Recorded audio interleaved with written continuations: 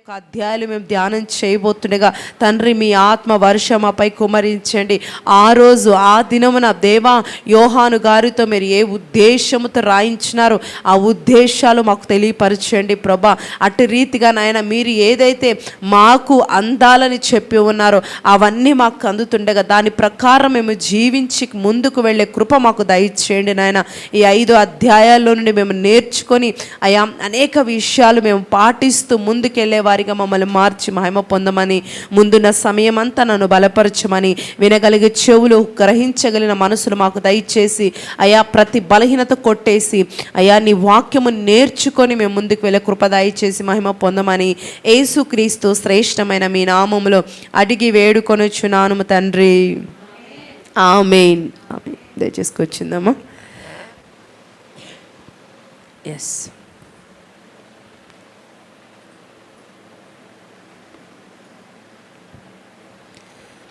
దేవుని నామానికి మహిమ కలుగుని గాక. ఆమేన్. సో లైవ్లో చూస్తున్నాం మీ అందరూ కూడా యేసు నామములో వందనాలు తెలియజేస్తున్నామండి. గడిచిన కాలం మనము 16 అధ్యాయాలు కూడా యోహాను సువార్త నుంచి ఫినిష్ చేసుకోగలిగాం. సో ఈరోజు మనం చివరిగా 17 నుండి 21 అధ్యాయాలు మనం ధ్యానం చేయబోతున్నాం. ఈరోజు యోహాను సువార్త మనం ఫినిష్ చేయబోతున్నాం. సో దేవునికి స్తోత్రం, హల్లెలూయా. సో 17వ అధ్యాయము మొదటి వచనాన్ని మనం ధ్యానం చేద్దాం. పరిశుద్ధ గ్రంథాన్ని తెరిచి యోహాను గారు రాసిన అమూల్యమైన విషయాల్లో చివరి ఘట్టంలోకి మనం వచ్చి ఉండగా ఈ 5 అధ్యాయాల్లో ఎక్కువగా ఆయన పునరుద్ధానము, ఆయన మరణము, ఆయన ఎంత వేదన పడ్డాడు, ఎన్ని శ్రమలు పడ్డాడు, ఎలా శిష్యులకి పరిచర్య విధానము, ఇంకా లాస్ట్ డేస్, ఇంకా దీని తర్వాత ఆయన అప్పగించబడబోతున్నాడు, వేదన పడి మరణం నుండి పునరుద్ధానమయ్యి ఆ తర్వాత మళ్ళీ 40 డేస్ శిష్యులతో ఉండి నెక్స్ట్ కమింగ్ డేస్లో వాళ్ళు ఎలా పరిచర్య చేయాలి, ఎలా ఉండాలి, ఇవన్నీ కూడా ఈ యొక్క అధ్యాయంలో ఆయన వివరించడం జరిగింది. ఈ యొక్క 5 అధ్యాయాలు మనం ఈ విషయాలన్నీ కూడా మనము నేర్చుకోబోతున్నాం. మొదటిగా 17వ అధ్యాయం మొదటి వచనంలో స్టార్టింగ్లోనే యేసుక్రీస్తు ప్రభు ఒక అమూల్యమైన ప్రార్థన ఈ అధ్యాయం అంతా చేయడం మనం చూస్తూ ఉన్నాం. అక్కడ గమనించినట్లయితే 17వ అధ్యాయంలో యేసు ఈ మాటలు చెప్పి ఆకాశం వైపు కన్నులెత్తి ఇట్లనెను, తండ్రి నా గడియ వచ్చి ఉన్నది, నీ కుమారుడు నిన్ను మహిమపరచునట్లు నీ కుమారుని మహిమపరచుము. నీవు నీ కుమారుడికిచ్చిన వారందరికీ ఆయన నిత్య జీవం అనుగ్రహించినట్లు సర్వ శరీరుల మీద ఆయనకు అధికారం ఇచ్చితివి. హల్లెలూయా. ఇక్కడ 1వ వచనంలో ఏమంటున్నారు? కన్నులెత్తి ఇట్లనే మాట మనం చూస్తున్నాం. కన్నులెత్తి ఇట్లనను ఏమంటున్నాడు? మనం లాస్ట్ 16వ అధ్యాయం ఎండింగ్లో అక్కడ యేసుక్రీస్తు ప్రభు అంటాడు శిష్యులతో ఏమనంటే, నేను ఇంకా అప్పగించబడబోతున్నాను, ఇక నా దగ్గర నుంచి మీరు వెళ్ళిపోండి, నేను ఒంటరిగా ఉంటాను అని శిష్యులతో చెప్పినప్పుడు అందరూ ఇంకా బయలుదేరి వెళ్తున్న వేళ మీరు నేను ఒంటరిగా ఉన్నానని మీరు అనుకోవద్దు, ఇప్పుడు నన్ను విడిచి వెళ్తున్నారు కదా, యేసయ్య ఒక్కడే ఉంటారేమోనని మీరు అనుకోవద్దు, ఎందుకంటే నా తండ్రి ఆత్మ నాతో ఉంది అనే విషయాన్ని చెప్తూ మనతో కూడా ఏమన్నారంటే, మీరు కూడా ప్రపంచం అంతా మిమ్మల్ని ఒంటరిగా వదిలేసిన నా తండ్రి ఆత్మ నాతో ఉందని మీరు విశ్వసించాలి అనే విషయాన్ని అక్కడ 16వ అధ్యాయం ఎండింగ్లో అక్కడ ప్రభు మాట్లాడతారు. ఈ 17వ అధ్యాయానికి వచ్చేసరికి కన్నులెత్తి ఇలా చెప్తా ఉన్నాడు. చెబుతూ అక్కడ 2వ వచనంలో ప్రార్థన చేస్తూ ఉన్నాడండి. 2వ వచనం నుండి కూడా ఈ అధ్యాయం అంతా కూడా 25 వచనాలు ఉంటాయి. చివర ఆ వచనంలో ఒక మాట ఉంటుంది, చెప్పెను అనే మాట మనం అక్కడ చూస్తాం. చివరి అధ్యాయం ఎండింగ్లో అంటే అన్ని విషయాలు చెప్పి ఇంకనూ తెలియజేసేదనని చెప్పెను. అక్కడ ఈ అధ్యాయం అంతా కూడా 2వ వచనం నుండి 25 వచనం అంతా కూడా ప్రార్థన అధ్యాయం అని మనం చెప్పచ్చు. ఇక్కడ యేసు ఈ మాటలు చెప్పి అక్కడ మనం ఇందాక చదువుకున్నట్టు నేను ఒంటరి వాడిని కాదు అనేసి అక్కడ ప్రభు మాట్లాడుతూ ఎప్పుడు ఈ మాట మనం చెప్పగలుగుతాం?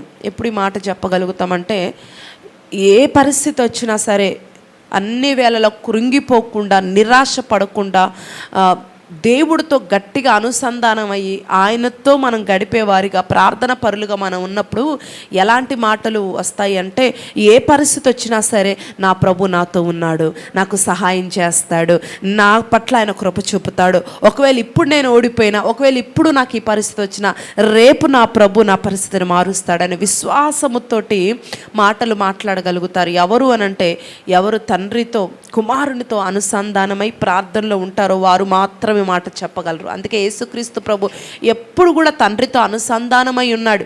ఆయన పరిచర్య చేస్తున్నా, అద్భుతాలు చేస్తున్నా, ఆశ్చర్యకార్యాలు చేస్తున్నా, ఎప్పుడు కూడా ఆయన తండ్రితో ఎప్పుడు కూడా అనుసంధానమై ఎప్పుడు ప్రార్థన చేస్తూనే ఉండేవాడు. కాబట్టే శిష్యులందరూ వెళ్ళిపోతున్నా అంటాడేమని, నా తండ్రి ఆత్మ నాతో ఉంది. ఈ శోధన, ఈ వేదన, కమ్మింగ్ డేస్లో నేను పొందబోతున్న ప్రతి యాతనకి నా తండ్రి నాతో ఉన్నాడు. కాబట్టి ఇవన్నీ నాకు కొద్దిగే, తర్వాత నేను అన్నిటి నుంచి విడుదల పొందుతాను అన్నట్లుగా ప్రభు అంటున్నారు. కాబట్టి దీని ద్వారా మనం కూడా తెలుసుకోవాల్సిన విషయం ఏంటంటే, ఏ పరిస్థితి వచ్చినా ప్రభు నాతో ఉన్నాడు అని మనము చెప్పేవారిగా ఆయనతో అనుసంధానమై ఏకమై ప్రార్థన పరులుగా మనం ఉండాలని అక్కడ ప్రభు మాట్లాడుతూ ఉన్నారు. అక్కడ యేసు 1వ అధ్యాయంలోనే వచనంలోనే ఏమని ప్రార్థిస్తున్నారంటే, తండ్రి నా గడియ వచ్చేసింది. ఏమంటున్నాడు, ఇంకా నా టైం వచ్చేసింది ప్రభా, ఇంకా నిన్ను మహిమపరిచే గడియ. ఏ గడియ ఇది? తండ్రిని మహిమపరిచి ఆ తర్వాత నేను కూడా మహిమ పొందే గడియ అంటున్నాడు. అక్కడ నిన్ను మహిమపరుస్తున్నాను, నేను కూడా మహిమ పొందే గడియ వచ్చింది. ఎందుకు ఈ మాట చెప్తున్నారంటే, సిలువ మరణమును ప్రభువు తను తాను ఎలా చెప్తున్నాడంటే మహిమపరుచుకునే విధానముగా ప్రకటిస్తున్నాడు. ఈ సిలువ మరణము ద్వారా నేను మహిమ పొందుతాను అనే విషయాన్ని అక్కడ యేసుక్రీస్తు ప్రభులు వారు మాట్లాడుతున్నమాట. పేతురు భక్తుడు గురించి కూడా యేసుక్రీస్తు ప్రభు చివరిగా మీరు 21వ అధ్యాయంలో చూడొచ్చు. ఆయన లాస్ట్ పేతురుతో అనేక విషయాలు శిష్యులు కూర్చోబెట్టి మాట్లాడుతున్నప్పుడు పేతురుకు ఎలా మరణిస్తాడనే ప్రవచనం కూడా యేసుక్రీస్తు ప్రభుల వారు పేతురుతో చెప్తాడు. నువ్వు ఇలా పరిచర్య చేస్తావు అండ్ ఆఫ్టర్ దట్ నువ్వు ఎలా మరణిస్తావు అనే విషయాన్ని కూడా అక్కడ ప్రవచిస్తాడు. 21వ అధ్యాయంలో మనం ఇంకొద్దిసేపు అయ్యాక చూస్తాం దాన్ని. యేసయ్య ఆ విషయాన్ని చెప్పినప్పుడు నువ్వు నీ మరణము ద్వారా ఏ విధంగా తండ్రిని మహిమపరుస్తాడో కూడా అక్కడ పేతురుకు చెప్తా ఉన్నాడు. పేతురు ఆ టైంలో అంత ఘోరంగా మరణించిన చివరిగా ఏం చేస్తాడంట, మరణంలో కూడా పేతురు తండ్రిని మహిమపరుస్తున్నాడంట. సో ఆ విషయాన్ని అక్కడ ప్రవచనం రీతిగా మాట్లాడుతూ అక్కడ అంటున్నాడు, అపోస్తులు కానీ దైవభక్తుల మరణం కానీ లేకపోతే హతసాక్షుల మరణము రాని వాళ్ళు ఎంత పెయిన్ఫుల్గా, ఎంత సాక్రిఫైస్గా వారు మరణించినా అది ఆ మరణం అంట వారికి ఘనతనిస్తుందంట, దేవుడికి మహిమనిస్తుందంట. హల్లెలూయా. అదేంటండి, మరణం వారికి ఘనత ఎలా వస్తుంది అని అంటే, ఇక్కడ ఈ లోకంలో ఆయన కొరకు మరణించే వాడికి పరలోకంలో ఏముంటుందండి? ఘనత ఉంటుంది, మెప్పు ఉంటుంది, మహిమ ఉంటుంది. అట్ ద సేమ్ టైం ప్రభు కొరకు ఈ లోకంలో మరణించినప్పుడు ప్రభు నామం అక్కడ అంత క్రూషియల్ టైంలో కూడా దేవుడి నామాన్ని అక్కడ అతను మహిమపరుస్తున్నాడంటే లోకంలో ప్రజలు కూడా ఖచ్చితంగా ఆలోచిస్తారు. ఎంత మరణిస్తున్నా కూడా దేవుడిని ఆ రీతిగా మహిమపరుస్తున్నాడంటే ఆయనలో ఏదో గొప్పతనం ఉంది, ఏదో మ్యాజిక్ ఉందని ఖచ్చితంగా ప్రజలు ఒకరు కాకపోయినా ఒకరు ఖచ్చితంగా ఆలోచిస్తారు. సో అందుకే ఇక్కడ ఏమంటున్నాడు, అది వారికి ఘనత, ప్రభుకి మెప్పు. అందుకే 2-3 వచనాలు అక్కడ అంటున్నాడు యేసుక్రీస్తు ప్రభా నువ్వు నాకు ఏ అధికారం ఇచ్చావో, అక్కడ 2-3 వచనాలు చూస్తే, అద్వితీయ సత్య దేవుడనైన నిన్నును నీవు పంపిన యేసుక్రీస్తును ఎరుగటయే నిత్య జీవము, చేయుటకు నీవు నాకు ఇచ్చిన పని నేను సంపూర్ణంగా నెరవేర్చి భూమి మీద నిన్ను మహిమపరచుతిని. తండ్రి, లోకము పుట్టక మునుపు నీ యొద్ద నాకు ఏ మహిమ ఉండెనో ఆ మహిమతో నన్ను ఇప్పుడు నీ యొద్ద మహిమపరచుము. హల్లెలూయా. ఇక్కడ 2-3 వచనాలు మనం చూస్తున్నాం కదా. నువ్వు నాకు ఏ అధికారం ఇచ్చావో దాన్ని బట్టి అద్వితీయ సత్య దేవుడనైన నిన్ను లేక నీవు పంపిన వాడినైనా నన్ను ఎవరు విశ్వసిస్తారో, నిన్ను నన్ను, అక్కడ యేసుక్రీస్తు ప్రభు ఎవరి గురించి చెప్తున్నాడంటే తండ్రిని గురించి, ఆయనను గురించి చెప్తూ, నిన్ను నన్ను ఎవరు విశ్వసిస్తారో వారందరికీ నువ్వు నిత్య జీవం ఇస్తావయ్యా అనే విషయాన్ని ఇక్కడ మాట్లాడుతూ అక్కడ 4వ వచనంలో అంటాడు, తండ్రి ఏ పరిచర్యని నువ్వు నాకు అప్పగించావో, ఏ పని కొరకు నన్ను పంపావో ఆ పరిచర్య నేను కంప్లీట్ చేశాను, ముగించాను. ఇక మిగిలింది సిలువ మరణం పొందటమే, అదొక్కటే మిగిలింది. పరిచర్య అయితే పూర్తయింది. ఇంకా సిలువ మరణం తర్వాత, అందుకే యేసుక్రీస్తు ప్రభు సిలువలో 6వ మాటగా ఏం పలుకుతారండి, సమాప్తమైంది అంటారు. అంటే అప్పటి వరకు పని పూర్తయింది, పరిచర్య పూర్తయింది. ఇక చివరిగా ఘట్టమేంటి అని సిలువలో మరణించాలి. అది ఆ ఒక్కటి కూడా ఆ సిలువలో చెప్తూ సమాప్తమైంది అంటాడు. పరిపూర్ణమైపోయింది. నేను చేయాల్సిన పని, నువ్వు నన్ను ఏ పని కొరకు పంపావు ఆ పనిని నేను కంప్లీట్ చేశాననే విషయాన్ని అక్కడ ప్రార్థనతో చెప్తున్నాడు. అయ్యా ఇప్పటి వరకు నువ్వు దేని కొరకు పంపావు, ఇదంతా కూడా ప్రార్థన. ఇందాక చెప్పాను కదా 17వ అధ్యాయం అంతా కూడా ప్రార్థన. నువ్వు నన్ను పంపిన పని కంప్లీట్ చేశాను నేను అని అక్కడ ప్రభుకి తండ్రికి మొరపెడతా ఉన్నాడు. అక్కడ మొరపెడుతూ 6వ వచనం అంటాడు, స్టార్టింగ్లో నీ యొద్ద ఉన్నప్పుడు నాకు ఏ మహిమ ఉందో ఆ మహిమతో మరలా నన్ను నువ్వు మహిమపరచు అని తండ్రిని అడుగుతూ ఉన్నాడు. ఆ తర్వాత 7వ వచనం కనుక మనం చూస్తే తండ్రి అప్పగించిన ప్రజల కొరకు అక్కడ మాట్లాడుతున్నాడు. తండ్రి ఏ ప్రజలను యేసు ప్రభుకు అప్పగించాడో ఆ ప్రజలను నిమిత్తం అక్కడ 7వ వచనంలో మాట్లాడుతున్నాడు. నీవు నాకు అనుగ్రహించిన మాటలు నేను వారికి ఇచ్చి ఉన్నాను, వారు ఆ మాటలు అంగీకరించి నేను నీ యొద్ద నుండి బయలుదేరి వచ్చితనని నిజముగా ఎరిగి నీవు నన్ను పంపితమని నమ్మిరి కనుక నీవు నాకు అనుగ్రహించినవన్నీ నీ వలనే కలిగినవని వారిప్పుడు ఎరిగి ఉన్నారు. నేను వారి కొరకు ప్రార్థన చేయించున్నాను.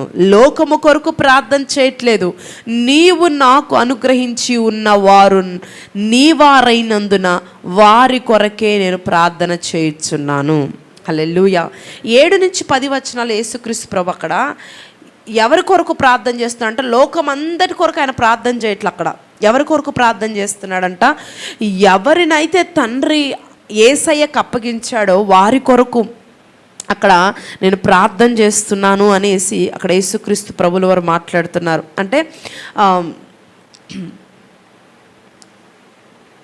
అక్కడ యేసయ్య ముందే చెప్పారు, ఎవరినైనా సరే ఇంతకుముందు కూడా తండ్రి ఆకర్షిస్తేనే కానీ ఎవరు కూడా యేసుక్రీస్తు ప్రభు దగ్గరికి రారు అని. అందుకే ఇక్కడ తండ్రి ఆకర్షించి యేసుని వెంబడించేలా దేవుడట కొంతమందిని ఏర్పాటు చేశాడంట. ఏర్పాటు చేసి అక్కడ ఏర్పరచండి వారి గురించి ప్రార్థన చేస్తున్నాడు. ఏమని, లోకం అంతటి కొరకు నేను ప్రార్థన చేయట్లేదు కానీ ప్రభువా నీవు ఎవరిని నాకు అనుగ్రహించావో వారి కొరకే నేను ప్రార్థన చేయుచున్నాను.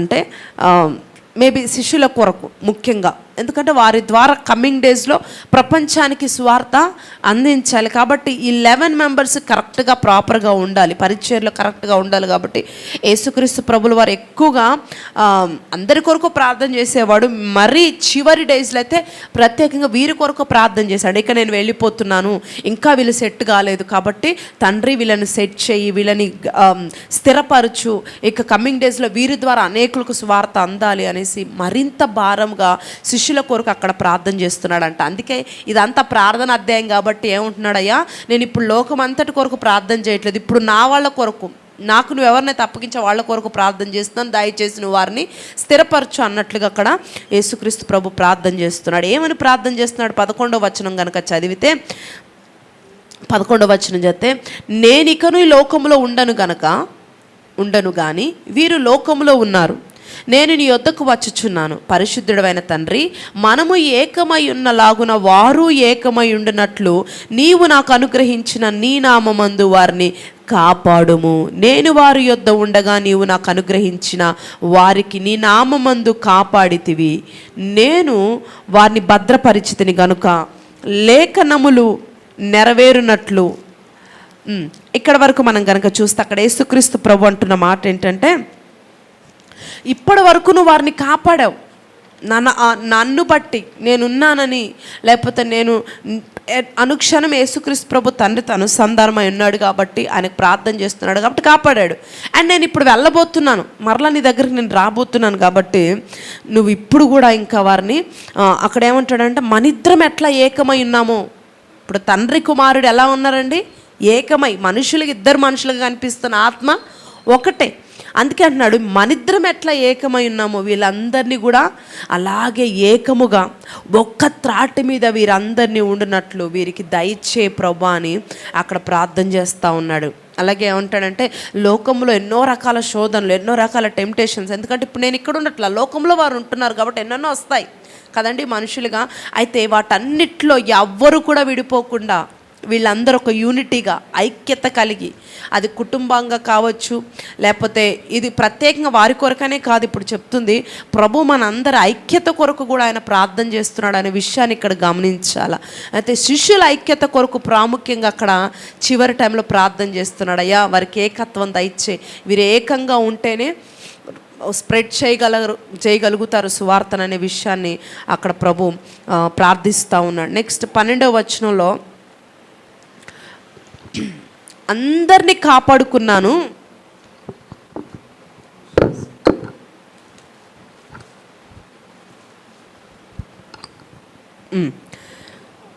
నేను వారి యొద్ద ఉండగా నీవు నాకు అనుగ్రహించితిన వారిని నీ నామమందు కాపాడితివి, నేను వారిని భద్రపరిచితిని గనుక లేఖనములు నెరవేరునట్లు నాశనపుత్రుడు తప్ప వారిలో మరి ఎవ్వడూ నశించలేదు.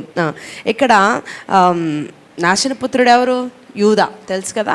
ఇతను తప్ప అందరినీ నేను మ్యాక్సిమం కాపాడగలిగాను, వీళ్ళందరినీ నేను సంరక్షించగలిగాను, అందరినీ కాపాడుకున్నాను, వాడొక్కడే అందరిని ఒకలాగా చూసినా వాడు అక్కడే పాడైపోయాడయ్యా అన్నట్లుగా అక్కడ తండ్రికి వినమించుకుంటా ఉన్నాడయ్యా.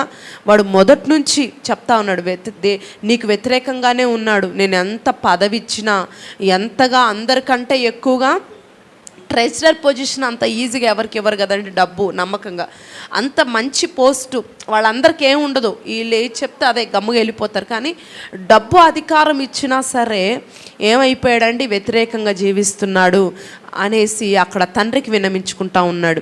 అయినా యేసయ్య వాడిని క్షమించి రక్షిస్తూనే ఉన్నాడండి. చివరి టైం విందులో కూడా అందరినీ ఒకేలాగా కాళ్ళు కడిగి, ఇతను కూడా సేమ్ అదే ప్రేమతో కాళ్ళు కడిగాడు, అదే ప్రేమతో చక్కగా వడ్డించాడు, ఏమాత్రం కూడా అతన్ని ధిక్కరించినట్లు ఒక మాట తూలినట్లు మనం చూడము. అందుకే ఎప్పుడైనా యేసయ్య ఎవరిని కూడా ఆయన విడిచిపెట్టడు చివరి నిమిషం వరకు.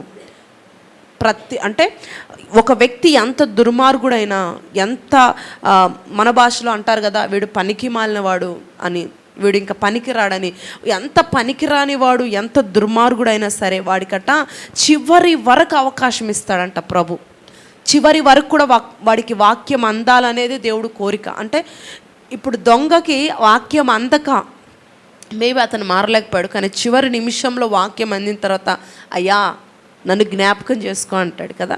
సో అలాంటి పరిస్థితి ఎవరికి రాకూడదు. మ్యాక్సిమము చివరి టైం కన్నా సరే సువార్త వారికి అందుతుంది, ఒకవేళ మారుతారేమోనని ప్రతి ఒక్కరికి అవకాశం ఇవ్వండి.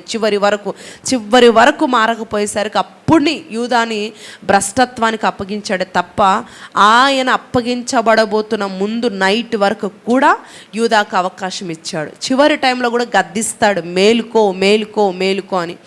కానీ అతను మేలుకోలేదు, అక్కడ అప్పగింపబడ్డాడు. కాబట్టి దేవుడి చిత్తం ఏంటంటే ఎప్పుడు కూడా ఒక వ్యక్తికి అవకాశం ఇస్తాడు, వాక్యము చేరవేస్తూనే ఉంటాడు ఆయన టైం లిమిట్ వరకు. ఆ టైంలో కనుక మనం మేలుకుంటే ఖచ్చితంగా దేవుడు నిత్య జీవానికి మనము పాత్రులుగా మారగలుగుతాం. ఆ తర్వాత యేసయ్య పరలోకానికి వెళ్ళే ముందు వారికి ఒక అద్భుతమైన 2 గిఫ్ట్స్ ఇచ్చి వెళ్ళాడండి శిష్యులకి. 2 గిఫ్ట్స్ ఏంటంటే, 1 వాక్యం ఇచ్చాడు, 2 పరిశుద్ధాత్మను ఒక వరాన్ని ఇచ్చాడు వాళ్ళకి. 2 ఇచ్చి ఆ తర్వాత 21వ వచనంలో ఇక్కడ మరలా ఇంకొక ప్రార్థన అక్కడ మనం చూస్తామండి. 21వ వచనం కనుక మనం చూస్తే, తండ్రి నా యందు నీవును నీ యందు నేను ఉండులాగున వారు మన యందు ఏకమై ఉండవలెనని వారి కొరకు మాత్రం నేను ప్రార్థించుటలేదు, వారి వాక్యం వలన నా యందు విశ్వాసముంచు,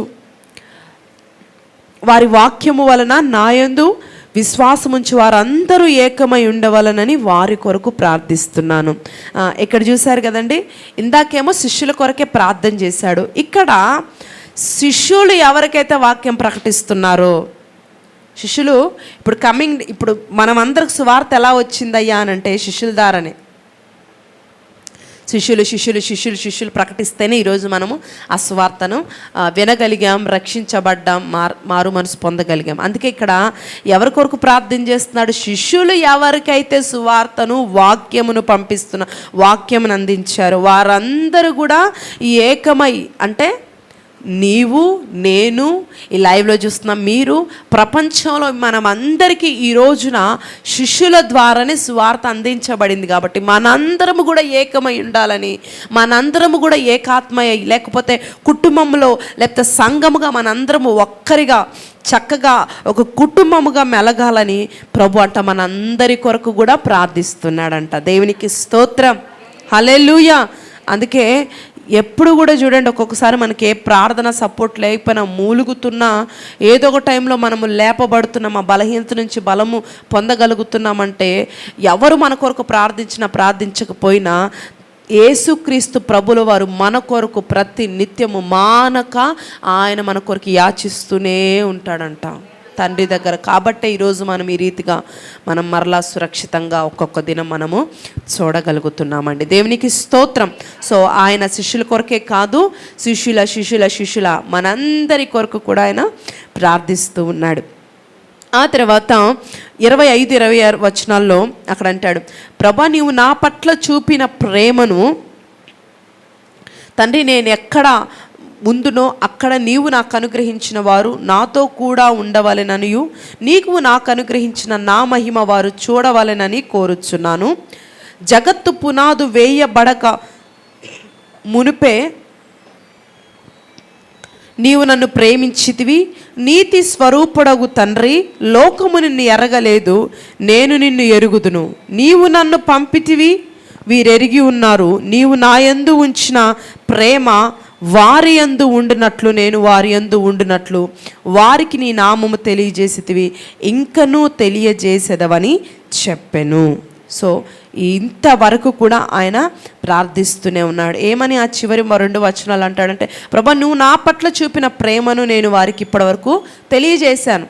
నువ్వు నాకు కొడుకుగా నాకు ఎంత ప్రేమను చూపావో తండ్రిగా, ఆ ప్రేమ అంతా కూడా నేను ఇప్పటివరకు వారికి తెలియజేశాను అనేసి అక్కడ ప్రార్థన చేస్తున్నాడు యేసయ్య. అంటే దేవుడు లోకానికి వచ్చింది కేవలం సువార్తను లేకపోతే వాక్యాన్ని అందించడం కొరకు మాత్రమే కాదు, ఆయన ప్రేమను చూపించడానికి, తెలియచేయటానికి కూడా ఆయన ఈ లోకానికి వచ్చాడండి. ఆ ప్రేమ ద్వారా ఈరోజు దేవుని వాక్యం ద్వారా మనము రక్షించబడి దీవించబడుతూ మనం ముందుకెళ్తున్నాం కదండి. ఈరోజు ఎంతో కొంత మనము ఆయనలో ఉండగలుగుతున్నామంటే ఆయన ప్రేమే కదా. వాక్యం మనల్ని బలపరుస్తుంది, ఆయన ప్రేమ మనల్ని ఆదరిస్తుంది. కాబట్టి శ్రమల్లో, కష్టాల్లో, శోధనలో మనం నిలబడగలుగుతున్నాం, ఒక్కొక్క మెట్టు ఎక్కగలుగుతున్నాం, దాటగలుగుతున్నాం, జయించగలుగుతున్నాం. దేవుని స్తోత్రం. సో ఈరోజు నేను కూడా దేవుని వాక్యము ద్వారా మనము వారు విని ఎలాగైతే అన్నిట్లో నిలబడి ముందుకెళ్ళారో అట్టి రీతిగా మనం కూడా వారిలాగా మనం ఉంటూ ముందుకెళ్తూ దేవుని కృపను మనం అనుభవించుదుము గాక. సరే, అంతవరకు కూడా దేవుడు ప్రార్థన చేసి ఈ అధ్యాయాన్ని ముగించారు. నెక్స్ట్ 18వ అధ్యాయాన్ని మనం చూద్దాం. ఈ అధ్యాయంలో యేసుక్రీస్తు ప్రభు గెత్సెమనే తోటలో ప్రార్థిస్తున్న ఆ ప్రార్థన మనం చూస్తాం. ఇక్కడ మొదటి వచనంలో చూస్తే, యేసు ఈ మాటలు చెప్పి తన శిష్యులతో కూడా కెద్రోను వాగు దాటిపోయెను, అక్కడ ఒక తోట ఉండెను. ఇక్కడ ఒక తోట అని రాశాడు, కానీ ఆ తోట పేరు గెత్సెమనే తోట. ఓకే, సో ఇక్కడ క్లియర్గా గెత్సెమనే తోట అని రాయలేదు, కానీ కెద్రోను వాగు దగ్గర ఉన్న తోట. సో కెద్రోను వాగు దగ్గర ఉన్న తోట గెత్సెమనే తోట. సో అక్కడ యేసయ్య మరియు శిష్యులు, మనందరూ తెలుసు కదా, చివరి టైంలో 12 మంది వెళ్ళి ప్రార్థన చేస్తారు. ఒక్కొక్కరు ముగ్గురు ఒక్కొక్క దగ్గర కూర్చోబెట్టి లాస్ట్ యేసయ్య ఇంకొంచెం లోపలికి వెళ్ళిపోతారు. సో అక్కడ శిష్యులు తీసుకొని ప్రార్థన చేస్తుంటే యూదా ఏం చేశాడండి, భట్రోతులను కొంతమందిని వేసేసుకొని అక్కడికి వచ్చాడు యేసయ్యని పట్టుకోవడానికి. అక్కడ 4-5 వచనాల్లో చాలామంది జనాలను వేసుకొని వచ్చినట్లు మనం ఇక్కడ చూస్తాం. అక్కడ చూస్తే, వారు నజరేయుడగు యేసునని ఆయనకు ఉత్తరమియ్యగా, యేసు ఆయనను నేనే అని వారితో చెప్పెను. ఆయనను అప్పగించిన యూదాయు వారి యొద్ద నిలుచుండెను. ఆయననని వారితో చెప్పగా వారు వెనుకకు తగ్గి నేల మీద పడిరి. ఇక్కడ చూస్తున్నట్లయితే అక్కడ ఎంతోమంది జనాలను వేసుకొని వస్తున్నాడు. యూదా ఏమో దొంగ ముద్దుతోటి యేసుక్రీస్తు ప్రభుని పడుతూ ఉంటే పట్టించారు. చాలామంది అక్కడ క్రౌడ్ ఉండేసరికి యేసయ్య అడుగుతున్నారు, అసలు మీరు ఎందుకు వచ్చారు, మీకు ఎవరు కావాలి, ఎందుకోసం వచ్చారు తెలుసు యేసయ్యకి. మరలా అడుగుతుంటే వాళ్ళు అంటున్నారు, ఆ 12 మందిలో యేసయ్య ఎవరో వాళ్ళకి అర్థం కావట్లా. కాబట్టి మేము నజరేయుడగు యేసు కొరకు వచ్చామండి అని అంటే వెంటనే యేసయ్య అంటారు, ఎస్ మీరు ఎతుకుతున్న యేసును నేనే, కమాన్ అన్నప్పుడు అక్కడ ముగ్గురు సువార్థికులు రాయని విషయాన్ని యోహాన్ గారు రాశారు. ఏంటి ఆ విషయం అంటే, ఇప్పుడు మనం చదివాం కదా 6వ వచనము, వెంటనే యేసయ్య నేనే అని చెప్పగానే అక్కడున్న వారందరంట వెనకకు తూలి కింద పడ్డారంట. ఈ విషయాన్ని యోహాన్ గారే రాశారంటే లిటరల్గా ఆయన కన్నులారు అక్కడ చూసి ఉండొచ్చు కాబట్టి ఆయన అక్కడ ఈ మాట రాస్తూ ఉన్నాడు. నేనే యేసుని అనగానే అక్కడ సైనికులు ఒక్కసారిగా వెనక్కపడ్డారు. అయితే అక్కడ విషయం ఏంటంటే ఎవరు త్రోయకుండా వారు ఎలా వెనక్కపడ్డారు? ఎవరు అక్కడ గాలి వచ్చినట్లు కానీ లేకపోతే ఇంకేదైనా వచ్చినట్టు కానీ మనుషులు తూలిపోయినంత అక్కడ ఏం లేదు, కానీ వెనక్కి పడ్డారంట సడన్గా.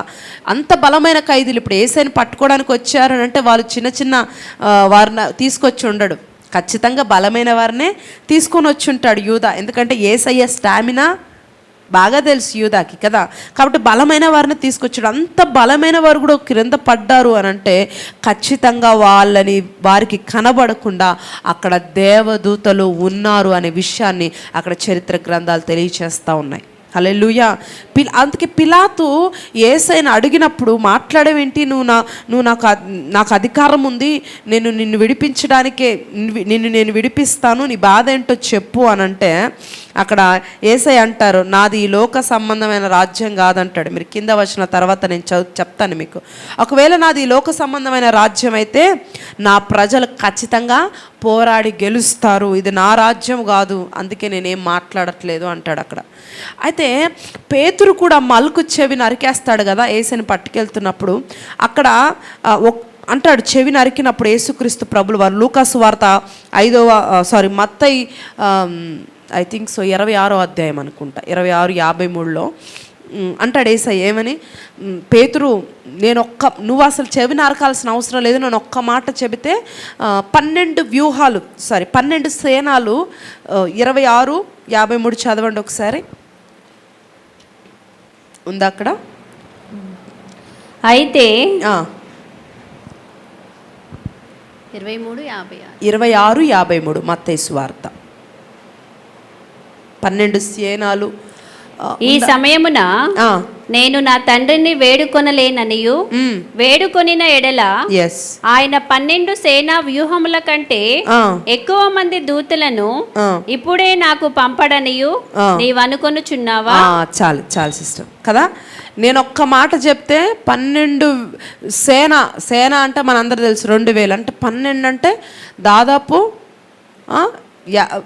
2 లక్షల పైనే దేవదూతలను ఒక్క మాట చెప్తే అలా వాలిపోతారు అనేసి అప్పుడు ఆ మల్క్ చెవి నరికినప్పుడు ఎందుకు నువ్వు తొందరపడుతున్నావు, మనం అసలు ఏమనుకున్నా దేవదూతలు వచ్చి యుద్ధం చేసేస్తాయి అన్నట్లుగా అక్కడ ప్రభు చెప్తాడు. అంటే ఏంజల్స్ మినిస్ట్రీ ఎప్పుడు కూడా యేసయ్యతోనే ఉంది. కాకపోతే యేసయ్య ఒక మాట జస్ట్ ఏమంటారంటే ఒక సైగ అంటారు కదా, సైగ చేస్తే ఆ వెంటనే ఆ స్వైరూపం చూపించేస్తే, కానీ ఎప్పుడు కూడా వాటిని ఉపయోగించుకోవాలి యేసయ్య. దేవదూతలని కానీ వాళ్ళ సహాయాన్ని కానీ ఎప్పుడు కూడా యేసయ్య ఉపయోగించుకోవాలి. అందుకే ఇక్కడ మీరు నన్ను అరెస్ట్ చెయ్యట్లా, నేను మీకు సరెండర్ అవుతున్నాను అన్నట్లుగా, ఇదిగో నేనే, మీరు యేసయ్య కొరకు వెతుకుతున్నారా, ఇదిగో నేనే యేసయ్యని, కమాన్ రండి అన్నట్లుగా అక్కడ అంటున్నాడు. అంటే అక్కడ 2 కార్యాలు జరుగుతున్నాయి చూడండి.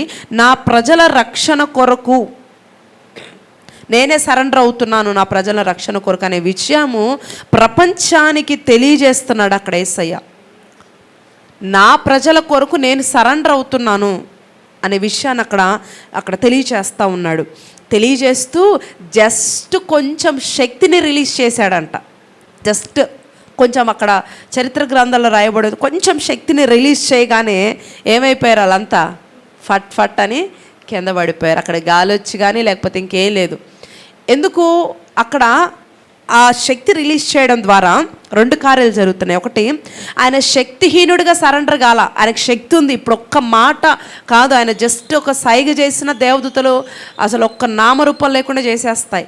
కాబట్టి నాకు శక్తి ఉన్నా సరెండర్ అవుతున్నాను అనే విషయం వాళ్ళకి అర్థం అవ్వాలని జస్ట్ శక్తిని రిలీజ్ చేయడం ద్వారా వారు ఏమైపోయారు, కింద కూలిపోయి పడ్డారు. రెండవది, అక్కడ తనతో పాటు తన శిష్యులు ఉన్నారు కదా, 12 మంది ఉన్నారు. కాబట్టి ఇప్పుడు యేసయ్య అంటాడు 8వ వచనంలో, వారిని పోనివ్వండి, వీరిని పోనివ్వండి, వీరు ఎవ్వరికి కూడా మీరు అరెస్ట్ చేయొద్దు, శిక్షించొద్దు, హింసించొద్దు, వీరిని పోనీయండి అని అంటాడు అక్కడ. అవునా? ఆ మాట ఎందుకు? అక్కడ ఆయన బలాన్ని చూపించాడు. 2, తన ప్రజలను కూడా అక్కడ కాపాడుతున్నాడు. అంటే ఇప్పుడు ఈయన తప్ప ఎవరిని పట్టుకున్నా ఈయన ఒక్క మాటలో ఏదైనా చేయగలడు అనే విషయం వాళ్ళకి అర్థం అవ్వాలి. సో కాబట్టి ఏం చేస్తారండి ఇప్పట్లో కూడా, ఇప్పుడు ఒకడు తప్పు చేస్తే వాళ్ళ ఇంట్లో వాళ్ళందరినీ కూడా తిడతా ఉంటారు, అనేక మాటలు అంటారు, లేకపోతే కొడుతుంటారు కదా. సో ఇప్పుడు యేసయ్య ద్వారా వీళ్ళు ఎవ్వరు కూడా శిక్షించబడకూడదు, చిన్న దెబ్బ కూడా వీళ్ళ మీద పడకూడదు. కాబట్టి ఇప్పుడు కొంచెం శక్తిని రిలీజ్ చేస్తే వాళ్ళకి అర్థమైపోద్ది ఆయన పవర్ ఏంటంటే అనేది విషయాన్ని ప్రపంచానికి తెలియచేయాలి. నేనే సరెండర్ అవుతున్నాననే విషయాన్ని బట్టి కూడా ఆయన సరెండర్ అయిన దాన్ని బట్టి ఇక్కడ 2 విషయాలు జరిగాయి. ఒకటి, ఆయన శక్తివంతుడుగానే సరెండర్ అవుతున్నాడు. 2, తన ప్రజల్ని అక్కడ రక్షిస్తున్నాడు, ఆయనతో ఉన్న చుట్టూ ఉన్నవన్నీ కూడా రక్షిస్తున్నాడు. అందుకే అంటాడు, వీరిని పోనివ్వండి, నేను సరెండర్ అవుతున్నాను కదా, వీళ్ళని వీరు పోనివ్వండి, వీళ్ళ మీద ఒక్కటి కూడా ఒక దెబ్బ కూడా పడ్డానికి వీల్లేదు అన్నట్లుగా అక్కడ చెప్తా ఉన్నాడు. ఇది ఒక ప్రవచనం నెరవేర్పుగా కూడా మనం చూడొచ్చు. అక్కడ మనం చూస్తే 9వ వచనంలో ఆ మాట చదవండి ఒకసారి. 9వ వచనం కనుక 18వ అధ్యాయం 9వ వచనంలో, నీవు నాకు అనుగ్రహించిన వారిలో ఒకనినైనను నేను పోగొట్టుకొనలేదని ఆయన చెప్పిన మాట నెరవేరునట్లు ఇలాగు చెప్పాను. అంటే అక్కడ ప్రార్థన చేస్తున్నాడు కదయ్యా, నేను ఎవరిని పోగొట్టుకోలేదు. ఇందాక అన్నాడు కదా, ఒక్క నాశనపుత్రుడు తప్ప నేను ఎవరిని పోగొట్టుకోలేంటే అక్కడ ఆ మాట నెరవేర్పు కొరకు ఇక్కడ ఈ కార్యం చేస్తున్నాడు. అర్థమవుతుంది కదా, నేను ఎవరిని పోగొట్టుకోలేదు అన్న మాట నెరవేర్పు. అందుకే ఎవ్వరికి కూడా నేను హాలి కలగనివ్వలేదు, కాపాడాను అనే విషయాన్ని అక్కడ ప్రభు చెప్తా ఉన్నారు. నెక్స్ట్ ఆ తర్వాత 11వ వచనంలో కూడా మనం చూస్తే మల్క్ చెవి నరకడం మనం చూసాం కదా. అక్కడ పేతురు గారు మల్క్ చెవి నరిగితే అక్కడ కూడా గద్దించి ఆయనను హీల్ చేస్తారు. వెంటనే చెవి వెంటనే అతికిచ్చేస్తాడు యేసుక్రీస్తు ప్రభు. ఆ తర్వాత యేసుక్రీస్తు ప్రభుని ఫస్ట్ అన్న దగ్గరికి తీసుకెళ్తారు. 2 కయ్యప్ప, మనం ప్రీవియస్ ఎపిసోడ్లో కూడా చూసాం ఎక్కడికి అనేది కూడా. రెండోసారి కయ్యప్ప దగ్గరికి కూడా తీసుకెళ్లారు. ఆ తర్వాత 15 నుండి 18 వరకు కూడా అక్కడ పేతురు బొంకడం మనం చూస్తాం కదా. నువ్వు నా ప్రాణం వేసయ్యా, నువ్వు నా సర్వస్వం వేసయ్యా అన్న పేతురు ఆయన పట్టబడిన తర్వాత ఏం చేస్తాడు? ఆయన ఎవరో నాకు తెలియదని బొంకుతాడు. ఆ విషయాలన్నీ కూడా ఇక్కడ 15 నుండి 18 వరకు మనం చూస్తాం. ఆ తర్వాత 19 నుంచి 23 వచనాల వరకు కూడా నేను బహకాటంగా ప్రకటించినప్పుడు మీరు సైలెంట్గా ఉన్నారు. అక్కడ అంటున్నాడు వాళ్ళతోటి, వాళ్ళు ఇప్పుడు తిట్టి కొట్టడానికి వచ్చారు యేసయ్యని. నేను ప్రధాన మందిరంలో, సమాజ మందిరాల్లో యేసుక్రీస్తు ప్రభు రహస్యంగా ఏం బోధించాల. అంతకుముందు పరిచర్లు కూడా ఆయన ఎక్కడున్న ప్రతి ఆదివారం మందిరానికి వెళ్ళేవాడు, వాక్యం బోధించేవారు. సో ఆ విషయం వీళ్ళందరూ తెలుసు. నేను ఆ రోజు రహస్యంగా ఏం బోధించలేదు, బహిరంగంగా బోధిస్తున్నప్పుడు ఏం మీరు మౌనంగా ఉన్నారు, మంచిగా విని వెళ్ళిపోయారు. ఆ రోజు మీరు నన్ను వచ్చి ఎందుకు ఇలా బోధిస్తున్నావు అని కానీ, ఎందుకు ఇలా చేస్తున్నావు అని కానీ ఏ ఒక్కరు నన్ను క్వశ్చన్ చేయలేదు. ఇప్పుడు ఎందుకు కొట్టడానికి వస్తున్నారు అనే విషయాన్ని అక్కడ ప్రభు అడుగుతున్నారు. చాలా దీనంగా అడుగుతున్నట్లు మనం అక్కడ చూస్తాం, ఎందుకు నన్ను ఇలా కొడుతున్నారు అనే విషయాన్ని. ఆ తర్వాత 25 నుంచి 27 వచనాలు చూస్తే యేసు ప్రభు మాట ప్రకారము పేతురు బొంకి తెలియదు అన్నప్పుడు కోడి కూసింది. అక్కడ 3వసారి అక్కడ బొంకింది మనం చూసాం, ఇక్కడ కోడి కూయడం మనం ఇక్కడ చూస్తాం. ఆ తర్వాత 28 నుంచి 37 వరకు కూడా యేసు ప్రభును పిలాతు సభలో రకరకాల ప్రశ్నలు అడుగుతాడు పిలాతు. అసలు ఇందాక కూడా మనం చెప్పినాం, నువ్వెందుకు ఏం మాట్లాడవు, నువ్వేదన్నా చెబితే ఇప్పుడు నాకు నిన్ను విడిపించే అధికారం ఉంది, నేను నిన్ను ఏదైనా చేయగలను, కాబట్టి ఒక మాట చెప్పు, అసలు ఎందుకు వీళ్ళు ఇలా చేస్తున్నారు అన్నప్పుడు యేసయ్య ఏమంటారండి, నేను ఈ రాజ్య సంబంధమైన వ్యక్తిని కాదు, లేకపోతే ఈ యొక్క రాజ్యం నాది కాదు అంటారు కదా. అది ఇక్కడ మనం చూస్తాం. అవన్నీ చెప్పినప్పుడు 31 అంటాడు, ఇది పిలాతు అంటాడు వాళ్ళందరితోటి, ఇది మతపరమైందిగా నాకు అనిపిస్తుంది, మతపరమైన సమస్యగా ఉంది, కాబట్టి మీరే తీర్పు తీర్చుకోవచ్చు కదా, నా దగ్గరికి ఎందుకు తీసుకొచ్చారు. ఇప్పుడు పిలాతు దృష్టిలో ఏంటంటే ఒక సిల్లీ టాపిక్ అన్నట్లు, సిల్లీ తీర్పు. ఇది చిన్నదానికి నా దగ్గరికి ఎందుకు అయ్యా తీసుకొచ్చారు, ఇది ఒక మతపరమైనదిగా ఉంది, మీరు చూసుకోవచ్చు కదా, నా దగ్గరికి ఎందుకు తీసుకొచ్చారు అని అంటే అక్కడ వాళ్ళు అంటారు 32వ వచనంలో, యూదులు ఎవరికి మరణశిక్ష వేసే అధికారం మాకు లేదు, కాబట్టి మీరే మరణశిక్ష వేయండి యూదులకు ఏ అధికారం లేదు, ఎవరిని కూడా మరణ శిక్షించే అధికారము లేదు. సో కాబట్టి వాళ్ళకి ఏమనిపిస్తుంది, యేసయ్యని ఇప్పుడు మరణానికి అప్పగించాలి, చంపేయాలని ఆశ ఉంది వాళ్ళకి. కానీ వాళ్ళకి అధికారం లేదు. అందుకని ఇప్పుడు పిలాతు దగ్గర తీసుకెళ్ళి మీరే శిక్ష వేయండి అయ్యా, మాకు ఈ అధికారం లేదు కాబట్టి మీరు వెయ్యండి అని అంటే వాళ్ళు చెప్పే రీజన్స్ ఆయనకి ఎలా ఉన్నాయంటే మరణ శిక్ష వేసేంత పెద్ద తప్పులుగా పిలాతు కనిపించట్లా. చాలా ప్రశ్నలు అడుగుతున్నాడు, ఎందుకు అది ఇది అని చెప్పి. కానీ వాళ్ళ నోటుకుండా ఒకటే నినాదం ఏంటి, సిలువ వేయండి, చంపేయండి. ఆయన ఏం చేశాడయ్యా బాబు అంటే చెప్పట్లా, ఆయన చేసిన మంచి చెప్పట్లా, కానీ ఈయనను చంపేయాలంతే. సో పిలాతు సరే అని వీళ్ళకి చెప్పడం మానేసి వీళ్ళని అడిగి విసిగిపోయాడు. ఎందుకు అనవసరంగా వద్దు అంటే వీళ్ళనట్లా ఏమంటున్నారు, సిలువేయండి. వీళ్ళకి చెప్పడం మానేసి యేసయ్యతో మాట్లాడుతున్నాడు. 33 ఇందాక చెప్పాం కదా, అడుగుతున్నాడు, నువ్వు యూదులకు రాజువా అంటే యేసుక్రీస్తు ప్రభులు వారు అంటారు 34లో, ఎస్, ఆ మాటకు నువ్వు అడుగుతున్నావా, వేరే వారు చెప్పారా అని అంటున్నారు. ఈ మాట నేను యూదులకు రాజు అని నువ్వు అడుగుతున్నావా, నీకెవరైనా చెప్పారా అని అంటే సరే రైట్ అని ఇప్పుడు మరల 35లో అంటాడు, నువ్వు యూదుడవా అని అంటాడు. మళ్ళీ క్వశ్చన్. అప్పుడు నువ్వేం చేసావు, నీ సొంత జనమే నిన్ను నాకు అప్పగించారు, ఎందుకు, ఏం జరిగింది, నీ వర్షంలో నాకు చెప్పని మరలా అడుగుతున్నాడు యేసయ్యని పిలాతు. చెప్పు అనంటే నీ సొంత జనం ఇలా నిందలు మోపుతున్నారు ఎందుకు అని అంటే అప్పుడు 36 అంటారు ఇందాక చెప్పినట్లు, ఇది నా రాజ్యము లోక సంబంధమైంది కాదు, నా రాజ్యంలో ఈ లోక సంబంధమైంది కాదు అనే విషయాన్ని అక్కడ ప్రభులు అంటారు 36వ వచనంలో. కాబట్టి నేను మీతోటి ఏం చెప్పట్లేదు, నేను యూదులకు అప్పగింపబడినట్లు నా సేవకులు పోరాడుదురు కానీ నా రాజ్యం ఇహ సంబంధమైనది కాదనను. అందుకు పిలాతును రాజువా అని ఆయన అడగగా యేసు నీవన్నట్టే నేను రాజునే. హల్లెలూయా. ఇక్కడ అంటాడు, అయితే తర్వాత అంటున్నాడు నువ్వు రాజు అంటే ఎస్, నువ్వు ఏదంటున్నావు అదే అన్నట్లుగా, అంటే ఈ లోకానికి సత్యాన్ని బోధించడానికి వచ్చాను అనేసి అంటాడు. అయితే వెంటనే పిలాతు అంటాడు, అసలు సత్యం అంటే ఏంటి అంటాడు కానీ సత్యం అంటే ఇది అని యేసయ్య చెప్పే లోపల పిలాతు బయటికి వెళ్ళిపోతాడు, ఆ సభలో నుంచి బయటికి వెళ్ళిపోతాడు. దీని ద్వారా ఏంటంటే ఆయనకు సత్యాన్ని వినే ధన్యత లేదు అని చెప్పచ్చు. ఈ యొక్క మాట ద్వారా అడిగాడు యేసయ్యని, కొంచెం సేపు ఉండుంటే మేబీ ఆయనకు కూడా అర్థమయ్యేది, మేబీ ఆయనకు కూడా రక్షణ వచ్చి ఉండొచ్చు. కానీ ఆయన వినలేదంట. సత్యం అంటే ఏంటి అని అడిగాడు, యేసయ్య స్టార్ట్ చేసే లోపే బయటికి వెళ్ళిపోయాడు.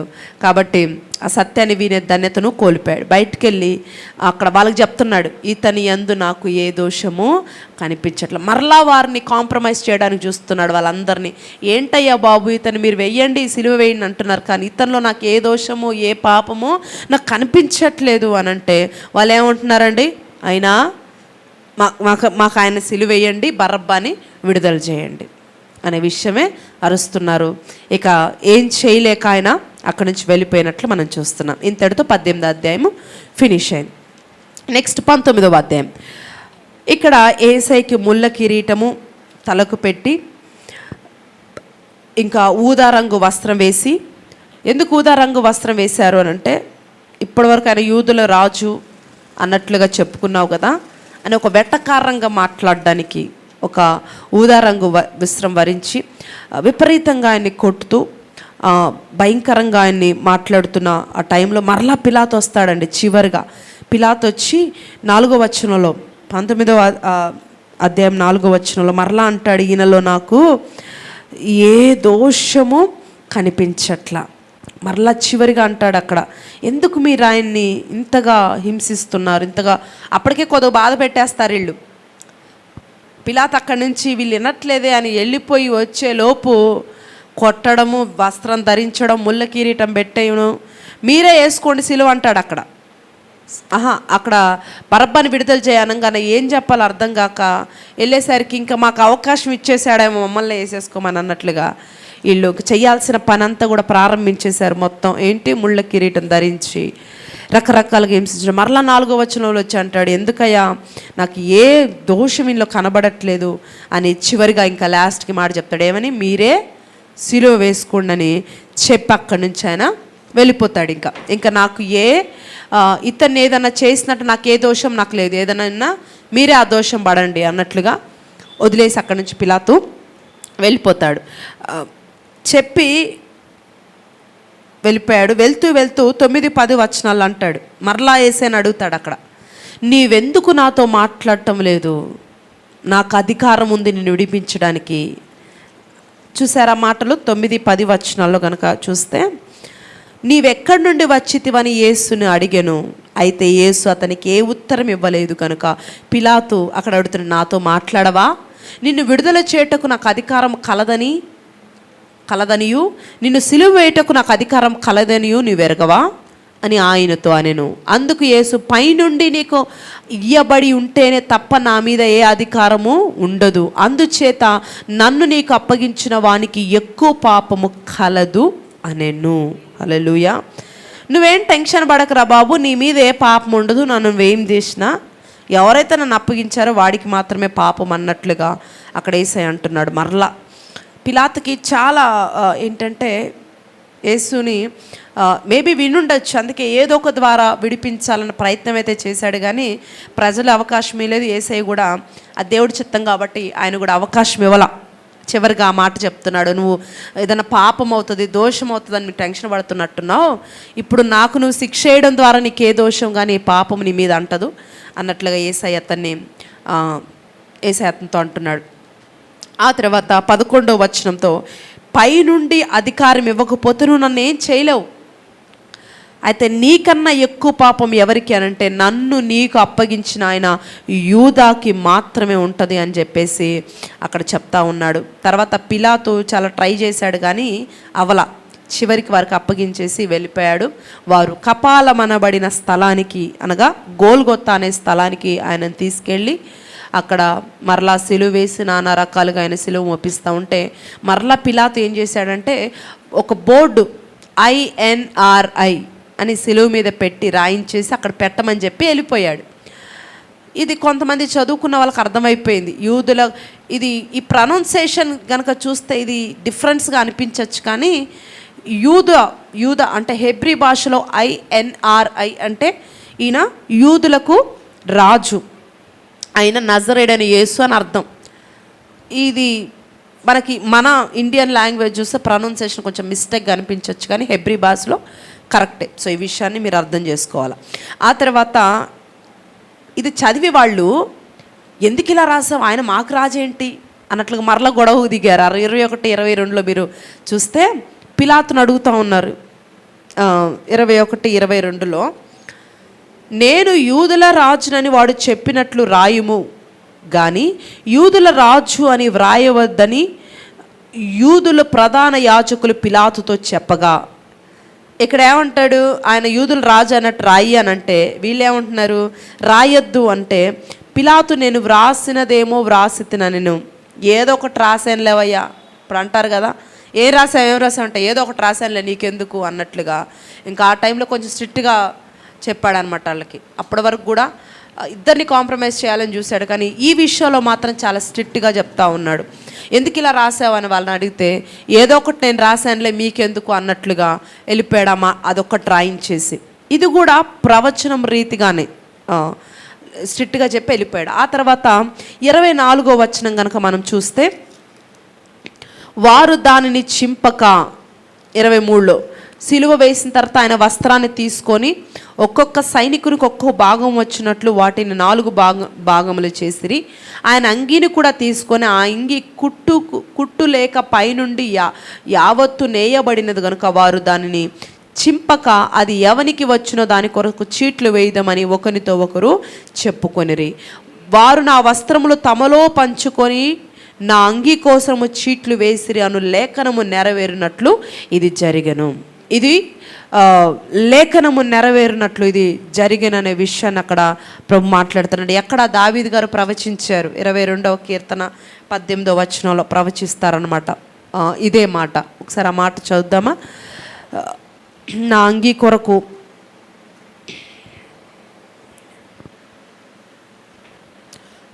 అది సైడ్ పెట్టు, చదువుదాం. 22:18. నా వస్త్రములు వారు పంచుకొనుచున్నారు, నా అంగీ కొరకు చీట్లు వేయుచున్నారు. చాలు. సో ఈ ప్రవచనం నెరవేర్పు ఇక్కడ మనం ఇక్కడ చూస్తున్నాం అనమాట. ఆ తర్వాత 25వ వచనంలో ఇక్కడ కొందరు స్త్రీలు మనకు కనిపిస్తూ ఉంటారు. మనం అక్కడ 25వ వచనం కనుక చదివితే, ఆయన తల్లి, ఆ తర్వాత ఆయన తల్లి సహోదరియు క్లోఫా భార్య అయిన మరియా మగ్దలేని మరియా యేసు శిలువ యొద్ద నిలుచుండిరి. యేసు తన తల్లిని తాను ప్రేమించిన శిష్యుడు దగ్గర నిలుచుండి చూచి, అమ్మా ఇదిగో నీ కుమారుడని తన తల్లితో చెప్పెను. తర్వాత శిష్యుని చూసి, ఇదిగో నీ తల్లి అని చెప్పెను. ఆ గడియ నుండి ఆ శిష్యుడు ఆమెను తన ఇంట చేర్చుకొనెను. ఇక్కడ చూస్తే అక్కడ 4 స్త్రీలు మనకు కనిపిస్తూ ఉన్నారు. అయితే యోహాను గారికి తన తల్లిని అప్పగించడం మనం చూస్తాం. ఆ తర్వాత 28వ వచనంలో తన తల్లిని అప్పగించిన తర్వాత ఇక చెప్తా ఉన్నాడు, ఇక నా పని ఈ లోకానికి నేను దేని కొరకు వచ్చాము అంతవరకు నేను సమాప్తం చేశాను. ఇంకేముంది లాస్ట్, ఇక ఆల్రెడీ సిలువకు ఎక్కాడు, ఇక లాస్ట్ ఇంకా ఎండింగ్ ఇంకా కదండి, దెబ్బలు తినడం అన్నీ అయిపోయినాయి, ఇక సమాప్తమైందనే మాట 6వ మాటగా అక్కడ పలుకుతూ ఉన్నాడు. ఆ తర్వాత నీవు నాకు అప్పగించిన పరిచర్య పని అన్నిటిని నేను సమాప్తం చేశాను అని చెప్పి తల వంచి తన ఆత్మను అక్కడ అప్పగించడం మనం చూస్తూ ఉన్నాం. ఆ తర్వాత 31వ వచనంలో విశ్రాంతి దినం కాబట్టి, సాటర్డే కదా, సాటర్డే అప్పుడు ఎలా ఉండేది, విశ్రాంతి దినం కాబట్టి విశ్రాంతి దినము దేహాలు సిలువ మీద వేలాడడము యూదుల ఆచారం కాదు.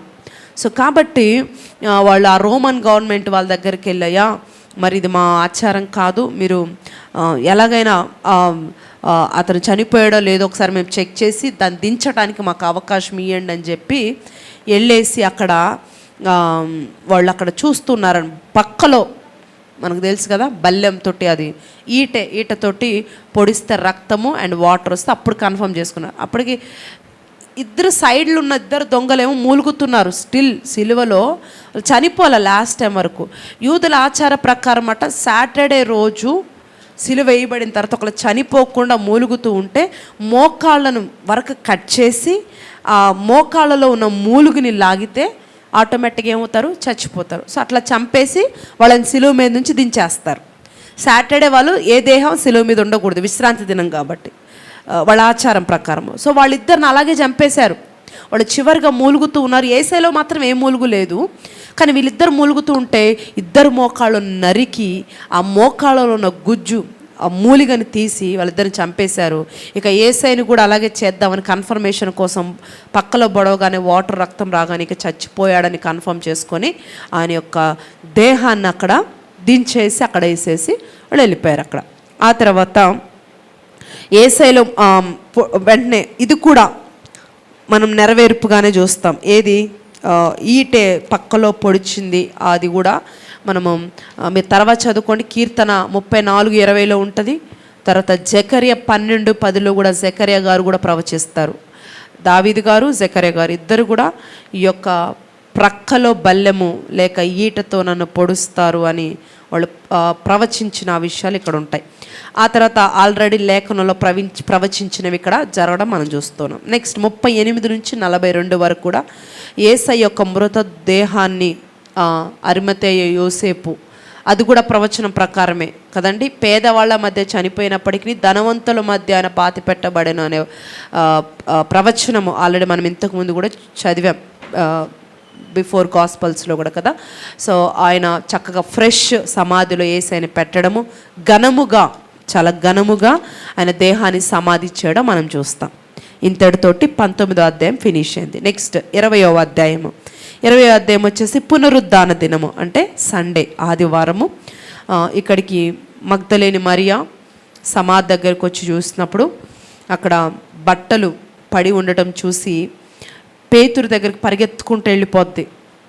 పేతురుకి చెప్తా ఉంటే అవునా బట్టలు కూడా అంటే ఏమీ లేవా కనిపించట్లేదా అని పేతురు బయలుదేరుతుంటే యోహాను నేను కూడా వస్తాను అన్నాడు. ఇద్దరు కలిసి వస్తుంటే యోహాను పేతురు కంటే ఫాస్ట్గా పరిగెత్తుకొని వెళ్ళిపోయి చూసారు అక్కడ ఏం కనిపించలేదు, కానీ భయపడి బయటే ఉన్నాడు. కానీ పేతురు ధైర్యంగా లోపలికి వెళ్ళి చూసి నమ్ముతారు. అక్కడ 8వ వచనంలో చూస్తే లోపలికి వెళ్ళి పోయి చూచి నమ్మెను, ఆయన మృతుల్లో నుండి లేచుట అగత్యమను లేఖనము వారింకను గ్రహింపరైరి.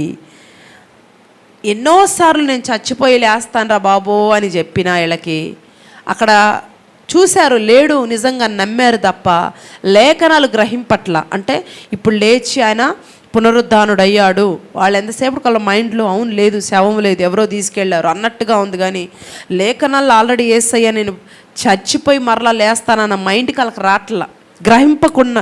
అక్కడ అంటాడు చూడండి మన 8వ వచనంలో, లేఖనాలు వారు గ్రహింపక ఉన్నారు అని అక్కడ మనం చూస్తాం. ఆ తర్వాత మరియా 11వ వచనంలో బయట నిలబడి ఏడుస్తూ ఉంటుంది. వీళ్ళిద్దరు వెళ్ళిపోయారు, మరియ మాత్రం ఏడుస్తూ ఉంది. ఇదేంటి అని సమాధిలోకి వంగి చూసి ఏడుస్తూ ఉంటే నిజంగా అక్కడ వంగి చూసినప్పుడు ఇద్దరు దేవదూతలు, ఒకరు కుడివైపున సమాధికి ఎడం వైపున చెరొకరు ఉంటారు. ఆమె మీద ఎంతో కృప ఉంది కాబట్టి ఆమె దేవదూతలను చూడగలిగింది. దేవదూతలు ఆమెతో మాట్లాడారు కూడా ఆ సమయంలో. ఏమంటారండి, అమ్మ నువ్వు ఎందుకు ఏడుస్తున్నావు అంటే విషయం చెప్తుంది. ఇద్దరు దేవదూతయ్యా ఇక్కడ యేసయ్యని మరి ఉంచారా అని అడ్రస్ తెలియట్లేదు, ఒకవేళ మీరేమన్నా చూసారా అని అంటే మాట్లాడుతూ వెనక్కి తిరిగి చూసేసరికి అక్కడ యేసయ్య నిలబడి ఉంటాడు. కానీ యేసయ్య నిలబడింది ఆమె చూసింది కానీ గుర్తుపట్ల ఆయన యేసయ్య అని. దేవదూతలను కూడా గుర్తుపట్ల ఆమె, నార్మల్గా మనుషులు ఎవరు అన్నట్లుగా మాట్లాడుతూ యేసయ్య 15వ వచనంలో అంటాడు, వెనక తిరగానే యేసయ్య ఉంటాడు కదా, అంటాడు అమ్మ ఎందుకు ఏడుస్తున్నావు అంటే యేసయ్యని కూడా గుర్తుపట్ల. ఏమనుకుంటుంది యేసయ్యని, ఒక తోటమాలి, ఆ తోటమాలి అనుకొని నువ్వేమన్నా తోటమాలి గారు మీరేమన్నా చూసారా, మీరేమన్నా ఎత్తుకెళ్ళారా, ఒకవేళ ఎత్తుకెళ్తే నాకు చెప్పండి ఎక్కడ పెట్టారు, ఆయన నేను ఎత్తుకొని వెళ్తాను, నువ్వు ఎత్తుకెళ్తే నాకు చెప్పు నేను ఎత్తుకొని వెళ్తాను అంటుందండి. హల్లెలూయా. సో ఆ మాట అనగానే యేసయ్య వెంటనే ఆమెకున్న విశ్వాసం, ఆమెకున్న ఆశను బట్టి వెంటనే తన్ను తాను అక్కడ ప్రత్యక్షపరుచుకున్నాడు. అక్కడ మనం చూస్తే వెంటనే మరియ గుర్తుపట్టింది. అక్కడ 15వ వచనం కనుక చదివితే, నేను కొన్ని కామన్ థింగ్స్ అన్నీ కూడా స్కిప్ చేస్తూ వెళ్తున్నాను మీకు అర్థమయ్యే రీతిగా చెప్తూ. నేను ఆయన ఎత్తుకొని పోవుదని చెప్పాను, యేసు ఆమెను చూచి మరియా అని పిలిచాను కదండి. ఆ మాటకి గుర్తుపట్టింది వెంటనే. ఫస్ట్ ఏమో అమ్మ ఎందుకు ఏడుస్తున్నావు అన్నప్పుడు వాయిస్ గుర్తుపట్టలేదు, కానీ మనిషి కూడా అక్కడ ఆత్మలాగా ఉన్నాడు కాబట్టి మేబీ అంతగా కనిపించినట్టు వేరే రూపంగా ఉందో సంథింగ్ ఏం జరిగిందో తెలియదు కానీ గుర్తుపట్ల. కానీ మరియా అని రెగ్యులర్గా పిలిచే భాష, ఐ మీన్ ఎప్పుడు వాళ్ళ ఇంటికి వెళ్తూ ఉంటాడు, మాట్లాడిన ఆ విధానంతో జస్ట్ మరియా అనగానే వెంటనే ఆమె గుర్తుపట్టేసి ఇక వెంటనే గుర్తుపట్టి రబ్బూని అని పరిగెత్తుకుంటూ వచ్చి పట్టుకోవాలని చూస్తే 17వ వచనంలో యేసయ్య ఏమంటారండి, నన్ను ముట్టుకోవద్దు. యేసు ఆమెతో ఇంకా ఆ మాటకు బోధకుడు అని అర్థం. తర్వాత ఇంకను తండ్రి యొద్దకు ఎక్కిపోలేదు కనుక నన్ను ముట్టుకోవద్దు అంటాడు అక్కడ 17వ వచనంలో. ఇక్కడ మీకు ఒక డౌట్ రావచ్చు, మీకు వచ్చిందో రాలేదు నాకు తెలియదు, కానీ నాకైతే వచ్చింది. ముట్టుకోవద్దు అన్నాడు ఎందుకు నేను ఇంకా తండ్రి యొద్దకు వెళ్ళలేదు అన్నాడు కదా. అయితే తోమా కూడా అప్పుడే ఇంకోసేపట్లోనే తోమాను కూడా ఏమంటాడు, రా నా చేతులు పట్టుకొని చూడు, నువ్వు అనుమానం తీర్చుకో అంటాడు. ఈమెనేమో నువ్వు నన్ను తాకొద్దు అంటున్నాడు కదండి. ఎందుకు ఆమెను ముట్టుకొని లేదు ఈమెను తాకమన్నాడంటే, తోమా వచ్చేసి అవిశ్వాసము నుండి విశ్వాసములోకి నడిపించడానికి తాకమన్నాడు. ఈమెనేమో ఆల్రెడీ యేసుప్రభు నమ్మింది, లేఖనాలు గ్రహించి ఉంది, లేఖనాలు విశ్వసించి ఉంది కాబట్టి నమ్మింది కాబట్టి ఏమంటుంది, నేను ఎత్తుకుపోతాను అంటుంది కదండి. సో అంటే యేసయ్య ఆమె ఉద్దేశం ఏంటి, యేసయ్య ఆమెతో నిత్యం ఉంటాడని అనుకుంటుంది, యేసయ్య మాతోనే ఉండాలి. ఆమె ఇంటెన్షన్ ఎట్లా ఉందంటే, నేను నిన్ను ఇప్పుడు విడిచిపెట్టను, నువ్వు మాతోనే ఉండాలి, మా దగ్గరే ఉండాలి అన్నట్టు ఆ ఇంటెన్షన్తో ఉంది కాబట్టి అందుకే ఏంటున్నాడు, అమ్మ నువ్వు ఆగు, అప్పుడే కాదు నేను శాశ్వతంగా మీతో ఒకరోజు ఉంటాను, ఎప్పుడు రెండో రాకళ్ళలో ఉంటాను, అప్పుడు ఉంటాను కానీ ఇప్పుడు కాదు అన్నట్లుగా మాకు అర్థమయ్యేలాగా అక్కడ చెప్తూ ముట్టుకోవద్దు అంటాడు. వీళ్ళిద్దరికి డిఫరెన్స్ అదే, అనుమానంతో ఉన్నాడు కాబట్టి తోమాను ముట్టుకోమన్నాడు అంతే. ఇవన్నీ ఎరిగి ఉంది, స్పిరిచువల్ లెవెల్ ఒక మెట్టు ఎదిగి ఉన్న బిడ్డగా ఉంది. ఇంకొకటి మనము ఏమంటామండి, లైక్ పాపము చెప్పాలంటే అమాయకత్వం అంటారు కదా, చాలా అమాయకంగా అడుగుతుంది తెలిసి తెలియనట్టని. ఈమెకు తెలుసు, కానీ అమాయకత్వం, ప్రేమ, యేసే మీద ఉన్న ప్రేమ, నాతోనే ఉండాలి యేసే, మా దగ్గరే ఉండిపోవాలి అన్న యొక్క అమాయకత్వంతో ఉంది కాబట్టి ఆమెకు అర్థమయ్యేలాగా అక్కడ చెప్తా ఉన్నాడు. ఆ తర్వాత నేను ఇప్పుడు తండ్రి యొద్దకు వెళుతున్నానని చెప్పి ఆమెను దూరంగా అక్కడ ఉంచాడు. తర్వాత శిష్యులందరి దగ్గరికి వచ్చాడు. వీళ్ళందరూ వెళ్ళి చూసిపోయి ఒక రూమ్లో కూర్చున్నారు. ఎవరు చూసిపోయారు? ఆల్రెడీ పేతురు, యోహాన్ చూసిపోయి ఆలకెలకి చెప్పేసి, వాళ్ళకి ఏం భయం వచ్చింది ఏంటో తెలియదు కానీ వెళ్ళి ఒక దగ్గర కూర్చొని ఉంటే యేసయ్య వెళ్తాడు. వెళ్ళేసరికి అక్కడ తోమా లేడు, మిగతా వీళ్ళందరూ ఉన్నారు. వాళ్ళందరినీ అక్కడ 22వ వచనంలో చూస్తే బలపరుస్తున్నాడండి. 22వ వచనం, ఆయన ఈ మాట చెప్పి వారి మీద ఊది పరిశుద్ధాత్మను పొందుడి. మీరు ఎవరి పాపములు క్షమింతురో అవి వారిని క్షమింపబడును, ఎవరి పాపములు మీకు నిలిచి ఉండ నిత్తురో అవి నిలిచి ఉండనని వారితో చెప్పి అక్కడ వాళ్ళందరినీ బలపరుస్తున్నాడు వాక్యము ద్వారా. ఇంకప్పటికి వాళ్ళు నమ్మకుండా, వాక్యాలు గ్రహించకుండా ఉన్నప్పుడు అక్కడ వాళ్ళని పరిశుద్ధాత్మను వారి మీద కుమ్మరించి, మీరు ఎవరిని క్షమిస్తారో వారు క్షమించబడతారు, మీరు ఎవరిని చేర్చుకుంటారో వారు నా కృపలో వారు కూడా నిలిచి ఉంటారు, అనేక వాగ్దానాలు వారికి ఇస్తాడు. తర్వాత ఆయన వెళ్ళిపోయిన తర్వాత తోమా వస్తాడు. యేసయ్య వారికి వాగ్దానాలు ఇచ్చి వెళ్ళిన తర్వాత తోమా వచ్చి అంటాడు, నిజంగా ఆయనేనా, మీరంతా వెర్రి మొహాలు అన్నట్లుగా తోమా ఒక అనుమానపు బాణం విసిరాడనమాట. నిజంగా ఆయనైనా ఏదో చెప్పాడని అంటున్నారు. నేనైతే ఒకవేళ నిజంగా నేను అప్పుడుంటే ఆయన గాయాల్లోకి వేలు పెట్టి చూసి నమ్మేవాడిని అన్నట్లుగా వాళ్ళని అంటున్నాడు. అక్కడ చూడండి 25వ వచనంలో, తక్కిన శిష్యులు మేము ప్రభువును చూచితిమి అని అతనితో చెప్పగా అతడు, నేను ఆయనను చేతులతో మేకులు గుర్తును చూచి నా వ్రేలు ఆ మేకులు గుర్తులో పెట్టి నా చెయ్యి ఆయన పక్కలో ఉంచితేనే కానీ నమ్మనని వారితో చెప్పాను. ఇంత ప్రాసెస్ చెప్తున్నాడు. ఏంటంట, పక్కలో వేలు పెట్టి చేతుల్లో వేలు పెట్టి అన్నీ చూసి అప్పుడు నమ్ముతాను, మీలాగా నేను వెర్రోండి కాదు అన్నట్లుగా వాళ్ళని అంటే. ఈ మాట యేసయ్యకి తెలుసు కాబట్టి వెంటనే మరలా వస్తాడండి. 26వ వచనంలో 26లో మరలా 8 దినములైన తర్వాత ఆయన శిష్యుల మరలా లోపల ఉన్నప్పుడు తోమా వారితో కూడా ఉండెను. తలుపులు మూయబడి ఉండగా యేసు వచ్చి వారి మధ్య నిలిచి, మీకు సమాధానం కలుగును గాకనను. ఆఫ్టర్ 8 days మరలా యేసుక్రీస్తు 12 మంది ఒక దగ్గర కూడి ఉన్నప్పుడు వచ్చాడు. అప్పుడు ఆ టైంలో ఎవరున్నారు? తోమా కూడా ఉన్నప్పుడు అక్కడ ప్రత్యక్షమయ్యి అప్పుడు తోమా ఇంటెన్షన్ కూడా యేసయ్యకి ఆల్రెడీ తెలిసిపోయింది కాబట్టి చేయి చాచి నా పక్కలో ఉంచి అవిశ్వాసివి కాక విశ్వాసివై ఉండుమని తోమాతో అక్కడ అన్నప్పుడు వెంటనే తోమా అంటాడు, నా దేవా నా ప్రభువా అన్న మాట అక్కడ మాట్లాడడం జరిగింది. వెంటనే ఆయన ఒక మాట అంటే ఎంత భయముతో, బాధతో, ప్రేమతో నా ప్రభువా నా దేవా అని బిగ్గరగా అడుస్తూ ఉన్నాడు. ఇదే మాట ఆయన కేరళ అక్కడ తోమా సమాధి దగ్గర కూడా పెద్ద పెద్ద అక్షరాలతో రాయబడి ఉంటుందండి, నా దేవా నా ప్రభువా. అంటే ఆయన చూడగానే పునరుద్ధరణ ఎంత తను చూడగానే ఆయన పలికిన మాట అది ఫస్ట్. ఆ తర్వాత యేసయ్య ఒక మాట అంటారు, నీవు నన్ను చూసి నమ్మావు కానీ చూడక నమ్మిన వారందరూ ధన్యులని ఆయనతో చెప్పి ఆ తర్వాత 30-31లో అనేకమైన సూచక క్రియలను యేసు తన శిష్యుల ఎదుట చేసి, అప్పుడు చాలా సూచక క్రియలు అంటే మినిస్ట్రీ వాళ్ళతో పాటు ఉండి కొన్ని రోజులు మినిస్ట్రీ చేసి ఆ తర్వాత ఈ గ్రంథమందు వ్రాయబడి ఉండలేదు కానీ యేసు దేవుని కుమారుడైన క్రీస్తు అని మీరు నమ్మునట్లు నమ్మి ఆయన నామమందు జీవం పొందినట్లు ఇవి వ్రాయబడును. ఆ తర్వాత ఇక్కడ యోహాన్ గారు అంటున్నారు, ఆయన చేసినవన్నీ మేము రాయలేకపోయాం కానీ ఒకవేళ రాసి ఉంటే ఎన్ని బుక్కులు కూడా సరిపోయేవి కాదు, అన్ని కార్యాలు ప్రభు చేశాడు అనే విషయాన్ని అక్కడ చెబుతూ ఇవన్నీ కూడా ఈ రాసిన కొన్ని కూడా ఆయన నామమందు మీరు నమ్మిక కలిగి ఉండాలని ఇవన్నీ రాశాను అన్నట్లుగా అక్కడ యోహాను గారు చెప్తా ఉన్నారు. వ్రాయబడెను పొందినట్లు మీరు కూడా విశ్వాసం పొందాలని ఇవి రాశాను అని కానీ రాయించానని కానీ సంథింగ్ రాయబడి ఉన్నవని ఇక్కడ చెప్తా ఉన్నాడు. ఇంతటితో 20వ అధ్యాయం ఫినిష్ చేసుకున్నాం. చివరి అధ్యాయం 21. ఈ అధ్యాయము 21లో ఈ అధ్యాయంలో పునరుద్ధానుడైన తర్వాత యేసయ్య చేసిన పరిచర్య మనం ఈ అధ్యాయంలో చూస్తాం. ఆయన 40 రోజులు ఉన్నాడు కదా ఆఫ్టర్ పునరుద్ధానం తర్వాత ఏమేమి కార్యాలు చేశాడు, వాళ్ళకి చివరిగా ఏమేమి చెప్పెళ్ళాడు, అవన్నీ కూడా మనం ఈ అధ్యాయంలో చూస్తాం. అక్కడ పేతురు, యాకోబు, యోహాను వీళ్ళందరూ ఒకప్పుడు ఏం చేసేవారు? జాలర్లు కదా, చేపలు పట్టే వృత్తి.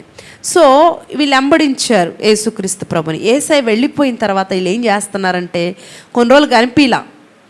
ఎక్కడ 8 డేస్కి ముందు జరిగిందేమో, ఇక్కడ 8 డేస్ తర్వాత తోమాని కలిశాడు అన్నారు కదా, ఆ టైంలో కావచ్చు, ఇంకొన్ని తర్వాత కావచ్చు. మేబీ వీళ్ళు ఏం చేశారంటే, మేబీ ఆ టైంలోనే ఉండొచ్చు. ఇక వెంటనే వీళ్ళు మరలా చేపలు పట్టడానికి వెళ్ళిపోయారు అందరూ. ఎవరెవరిని జాలర్ని పిలిచాడు, వీళ్ళందరూ ఏం చేశారు, ఇంక యేసయ్య రాడేమో, మన బ్రతుకు తెరివేంటి, మన బ్రతుకేంటని ఆ కొన్ని సంవత్సరాలు అసలు వలల జోలికి కానీ బిజినెస్ జోలికి కానీ వెళ్ళని వాళ్ళు యేసయ్య వెళ్ళిన తర్వాత వెంటనే ఏం చేస్తున్నారు, మరలా చేపలు పట్టడానికి వెళ్ళిపోయారంట. చేపలు పట్టడానికి వెళ్ళిపోయినప్పుడు తిబేరియా సముద్ర తీరాన యేసయ్య మరలా ప్రత్యక్షమై ఏమంటున్నాడు 5వ వచనంలో, పిల్లలారా. చదివారన్నమాట. ఏమంటున్నాడు? అక్కడ కూర్చున్నాడు. వీళ్ళు ప్రయాసపడిపోతూ ఉన్నారు మనోళ్ళు కదండి. ప్రయాసపడిపోతూ ఉంటే యేసుక్రీస్తు ప్రభు వచ్చేసి అంటాడు 5వ వచనం, పిల్లలారా భోజనానికి తినడానికి మీ యొద్ద ఏమైనా ఉందా అని వాళ్ళని అడుగుతూ ఉన్నప్పుడు వారు ఆయనతో లేదండి అని చెప్పారు. చెప్పగానే యేసయ్య అక్కడ చూడండి 6వ వచనంలో కుడివైపుకి వల వేయండి అంటాడు. 6వ వచనంలో సరే అని వాళ్ళు వలలు వేయగానే 153 పెద్ద చేపలు పడ్డాయంట. ఎన్ని చేపలు? 153 చేపలు పడగానే ఆ చేపలు పడ్డ కూడా యేసయ్యని అప్పుడు ఎవరు గుర్తుపట్టట్ల, ఈయన యేసయ్య అని. అక్కడ మనం చూస్తే ఫస్ట్ మినిస్ట్రీకి రాకముందు పేతురుని యేసయ్యని పిలిచినప్పుడు యేసయ్య ఏమంటాడు, పేతురు ఏమైనా పడ్డాయా అంటాడు. ఏం లేదయ్యా, రాత్రంతా ప్రయాసపడ్డానంటే సరే కొంచెం లోతుకి వెయ్యి అంటాడు కదండి. ఇప్పుడు ఏమంటున్నాడు, కుడివైపుకు వల వేయండి. అయితే సరే అని వాళ్ళు వల వేశారు, చేపలు పడ్డాయి. ఎవరు గుర్తుపట్ల, కానీ యేసు ప్రేమించిన శిష్యుడు ఎవరు? యేసు ఎక్కువ ప్రేమించిన శిష్యుడు ఎవరు? యోహాను. అందుకే నా రొమ్మున ఆనుకున్న ప్రియమైన శిష్యుడు అంటారు కదండి. తర్వాత శిష్యులు కూడా ఏదైనా విషయాన్ని చెప్పడానికి మీకు కూడా ఇంతకుముందు చెప్పా, ఎప్పుడు యోహాను దోసేవారు. ఏదైనా చెప్పాలన్నా, ఏదైనా చేయాలన్నా నువ్వు చెప్పరా బాబు. చిన్నోడుగా ఉండేవాడు యోహాను, పెద్దానికి యేసయ్యతో ఎక్కువగా పిల్లోడుగా ఉండేవాడు కాబట్టి ప్రతిదానికి చాలా ఇంట్రాక్టివ్గా యేసయ్యతో ఉండేవాడు కాబట్టి 11 మంది, ఈ 10 మంది కూడా ఎప్పుడు యోహాను పంపేవారు ఏదైనా చెప్పడానికి. ఈ యోహాను గుర్తుపట్టాడండి. యోహాను గుర్తుపట్టి ఏమంటాడో చూడండి 7వ వచనంలో, ఆయన ప్రభువు సుమి అని పేతురుతో అంటున్నాడు. అక్కడ మీరు చూస్తే 7వ వచనంలో, ఒరే బాబు ఎవరు అనుకుంటున్నారా, ఆయన ప్రభు అన్నట్లు ఆయన గుర్తుపట్టాడు. ఎవరు? యోహాను గారు గుర్తుపట్టే అంటున్నాడు, ఈయన ప్రభు సుమి అనగానే ఇంకా చేపలు పట్టేవారు ఎలా ఉంటారండి, పైన షర్ట్లు గిట్లు వేసుకొని ఉంటారా? జస్ట్ కింద ఒకటే ఉంటుంది కాబట్టి వస్త్రహీనుడిగా ఉన్నందుకు వెంటనే పేతురు ఏం చేస్తున్నాడు, నీళ్ళలో దూకేశాడంట. ఇంకా వామ్మో ప్రభువా ఇప్పుడు ఏమంటాడో ఏంటో అన్నట్టుగా వెంటనే ఏం చేశాడు, ఆ 7-8 వచనాలు చూస్తే పేతురుతో చెప్పును, ఆయన ప్రభువు అని సీమోను పేతురు విని వస్త్రహీనుడై ఉన్నందున 7వ వచనం చివరిలో పైబట్ట వేసి సముద్రములో దూకెను. ఓకే, ఇక దూకేశాడు. ఇప్పుడు ఏం చెప్పాలి అన్నట్లుగా మొత్తానికి తర్వాత ఒడ్డుకు వచ్చాడు. అందరూ వచ్చాక ప్రభువుని గుర్తుపట్టారు. అంతా అయిపోయిన తర్వాత యేసయ్య ఏం చేశాడు, ఇలా అంతా కడుక్కొని వచ్చేసరికి ఆయన మంచిగా రొట్టెలు చేపలు చక్కగా కాల్చి రెడీగా పెట్టాడంట ఒడ్డున యేసుక్రీస్తు ప్రభు. ఇంకా పెట్టి ఏమంటున్నాడు చూడండి, వాళ్ళంతా శుభ్రంగా తిన్న తర్వాత పేతురు వంక చూసి ఒక మాట అడుగుతాడు. మనం చాలాసార్లు చదివిన మాటే. ఏమంటాడు చూడండి 15లో, వారు భోజనం చేసిన తర్వాత యేసు సీమోను పేతురును చూచి, యోహాను కుమారుడైన సీమోను, వీరికంటే నీవు నన్ను ఎక్కువగా ప్రేమించుచున్నావా అని అడగగా అతడు, అవును ప్రభువా, నేను నిన్ను ప్రేమించుచున్నాను అన్నాడు. ఇదే మాట 3 సార్లు అడిగాడు యేసయ్య పేతుర్ని. 2 సార్లు అవునయ్యా నేను నిన్ను ప్రేమిస్తున్నాను అంటాడు. 3వసారి ఏమంటాడు, నీకు తెలుసు కదా ప్రభా నేను ఎంత నిన్ను ప్రేమిస్తున్నాను అనేసి అన్నప్పుడు అప్పుడు యేసుక్రీస్తు ప్రభువు పేతురికి సంఘ బాధ్యతను అప్పగిస్తున్నాడు. సంఘ బాధ్యతను అప్పగించే ముందు దేవుని యొక్క పరిచర్య చేయటానికి కావాల్సింది అత్యున్నమైంది ఏంటంటే ఈ లోకములో అన్నిటికంటే ఆయనను ప్రేమించగలగాల. హల్లెలూయా. అలాంటి వాడికే దేవుడు సంఘం యొక్క బాధ్యతని అప్పగిస్తాడు. అందరూ ఇప్పుడు ఈరోజు చాలామంది సేవకులని చెప్పుకుంటాం, అందరూ సంఘ పరిచర్య చేయరు. కొంతమంది ఇవాంజలిస్ట్గా, కొంతమంది ఓన్లీ ప్రేయర్ వర్స్, రకరకాల మినిస్ట్రీస్ ఉంటే సంఘాన్ని ఎలాంటి వ్యక్తికి అప్పగిస్తాడంటే అతని కంటే ఎక్కువగా ఫస్ట్ దేవుని ప్రేమించే మనసు అతనికి ఉండాలి. ఆ తర్వాత బిడ్డలు ఎవరినైనా సరే ఒకవేళ సమ్టైమ్స్ గద్దించినా తిట్టినా అందరినీ సమానంగా చూసే ప్రేమ కలిగిన వాడికి మాత్రమే దేవుడు సంఘాన్ని అప్పగిస్తాడు. ఈ అమూల్యమైన బాధ్యత, ఈ అమూల్యమైన కృప పేతురుకి దేవుడు అనుగ్రహించాడు. అక్కడ చూస్తే మనము ఆ తర్వాత ఈ లోకంలో ఎన్నో సుఖాలు, ఎన్నో టెంప్టేషన్స్ వస్తూ ఉంటాయి కదండి. ఈ టెంప్టేషన్ ఆవరించిన వీటన్నిటికంటే ఎక్కువగా ఆయన్ని ప్రేమిస్తేనే ఆ సంఘాన్ని వారు నడిపించగలరు. అర్థమవుతుందండి. ఎన్నో శోధనలు వస్తాయి, రకరకాల టెంప్టేషన్స్ వస్తాయి. వీటన్నిటినీ ఎలా ఆ వ్యక్తి జయించగలడంటే యేసుని ఎక్కువగా ప్రేమించిన వాడు ఏం చేస్తాడంటే వీటన్నిటినీ జయించగలడు. అందుకే పేతురుని ఏమంటాడు, నన్ను ప్రేమిస్తున్నావా. హల్లెలూయా. సో అందుకే సంఘాన్ని, సేవని నడిపించగలిగిన, నమ్మకంగా చేయగలగాలంటే ముందు దేవుడిని ఆ వ్యక్తి ప్రేమిస్తున్న వ్యక్తిగా ఉన్నప్పుడే ఎన్ని టెంప్టేషన్స్ వచ్చినా, ఎన్ని శోధనలు వచ్చినా, ఎన్ని బలహీనతలు వచ్చినా, రకరకాల ఏమంటారండి దూషణ మాటలు, అవమానపు మాటలు వచ్చినా ఆ వ్యక్తి తట్టుకొని నిలబడగలుగుతాడు. ఎప్పుడంటే దేవుణ్ణి ప్రేమించినప్పుడు. హల్లెలూయా. అందుకే పేతుర్ని వీరందరికన్నా ఎక్కువ ప్రేమిస్తున్నావా అంటే 3వసారి కూడా నీకు తెలుసు కదయ్యా అంటే వెంటనే అంటాడు, ఏమంటాడంటే 16లో ఎస్ ఫీడ్ మై షీప్ అంటే నా గొర్రెల్ని మేపు. ఆ మాట అంటాడు చూసారండి. ఆయన నా గొర్రెలను కాయుమని చెప్పెను.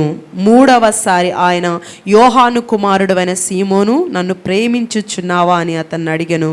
3వసారి అడిగినందుకు పేతురు వ్యసనపడి, ప్రభా నీవు సమస్తము ఎరిగిన వాడవు, నేను నిన్ను ప్రేమిస్తున్నాను, నీవే ఎరుగుదు అని చెప్పాను. యేసు నా గొర్రెలని మేపుము. హల్లెలూయా. అక్కడ 2 బాధ్యతలను అప్పగిస్తున్నాడు. అర్థమవుతుందా అండి? 2 సార్లు నన్ను ప్రేమిస్తున్నావా అన్నప్పుడేమో ఫస్ట్ మేపు అన్నాడు, ఆ తర్వాత కింద 3వసారి నీకు తెలుసు కదా ప్రభా, కోపం వచ్చేసింది అప్పటికే పేతురికి, నీకు తెలుసు కదా ప్రభా నేను ఎంత నిన్ను ప్రేమిస్తున్నానంటే అయితే నా గొర్రెలు కాయి. ఈ రెండింటి డిఫరెన్స్ చూపించి నేను ముగిస్తాను. ఇక్కడ చూడండి, మేపుము అంటే నా వాక్యముతో పోషించు అని అర్థమవుతుందండి.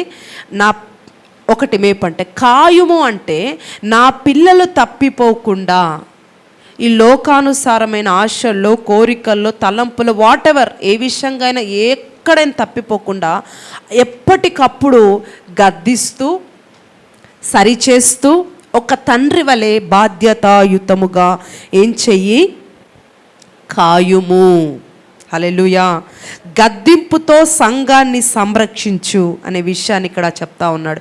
ఎప్పటికప్పుడు నా బిడ్డలు ఏం చేయి, నువ్వు గద్దించు. వారు తప్పిపోతుంటే, వారు తప్పు చేస్తుంటే నువ్వేం చేయాలి, గద్దించి వారు నమ్మకంగా కాయి. 2 బాధ్యతలు ఇక్కడ ఇస్తున్నాడు పేతుర్ని. ఒకటి పోషించు, 2 కాయి. అంటే చక్కటి వాక్యంతో వారిని పోషించు, ఫీడ్ చేయి, ఆ తర్వాత నమ్మకంగా వారిని కాయి. సంరక్షించే బాధ్యత నీకు అప్పగిస్తున్నాను. వాళ్ళు ఒక్కొక్కసారి నువ్వేదన్నా తిట్టినా, వాళ్ళు ఒకవేళ నిన్ను ఎన్ని రకాలుగా నేను అనుకున్నా, తండ్రి అనేవాడు పిల్లలకి ఏదైనా చెప్తుంటే తండ్రి నచ్చడు ఎప్పుడు ఒక ఏజ్ వరకు. ఆ తర్వాత వాడికి ఒకరోజు అర్థమైంది మా నాన్న ఎందుకు తిట్టాడు, మమ్మీ ఎందుకు తిట్టాడు. సో కాబట్టి సేవకుడిగానే నీకు ఈ బాధ్యత అప్పగిస్తున్నాను, నువ్వు కాయి, నమ్మకంగా బాధ్యతగా వారిని సంరక్షించు అని ఇక్కడ పేతురికి 2 బాధ్యతలు అప్పగిస్తూ ఉన్నాడు. దేవునికి స్తోత్రం. ఈరోజు దేవుడు సంఘ పరిచర్య అప్పగించాలంటే కూడా మామూలు విషయం కాదండి. నేను అందుకే లాస్ట్ మొన్న మనం వెనస్డే రోజు ఈ జయంటు ప్రాంతానికి వెళ్ళినప్పుడు ఆ చర్చ్లో ఫిలిప్ పత్రిక గురించి ఎక్స్ప్లెయిన్ చేశాను బైబిల్ స్టడీలో ఫిలిప్లో. అక్కడ కూడా సేవ విధానం పరిచర్యలో చెబుతూ చాలా విషయాలు పరిశుద్ధాత్మ దేవుడు వారితో మాట్లాడాడు సేవకులు.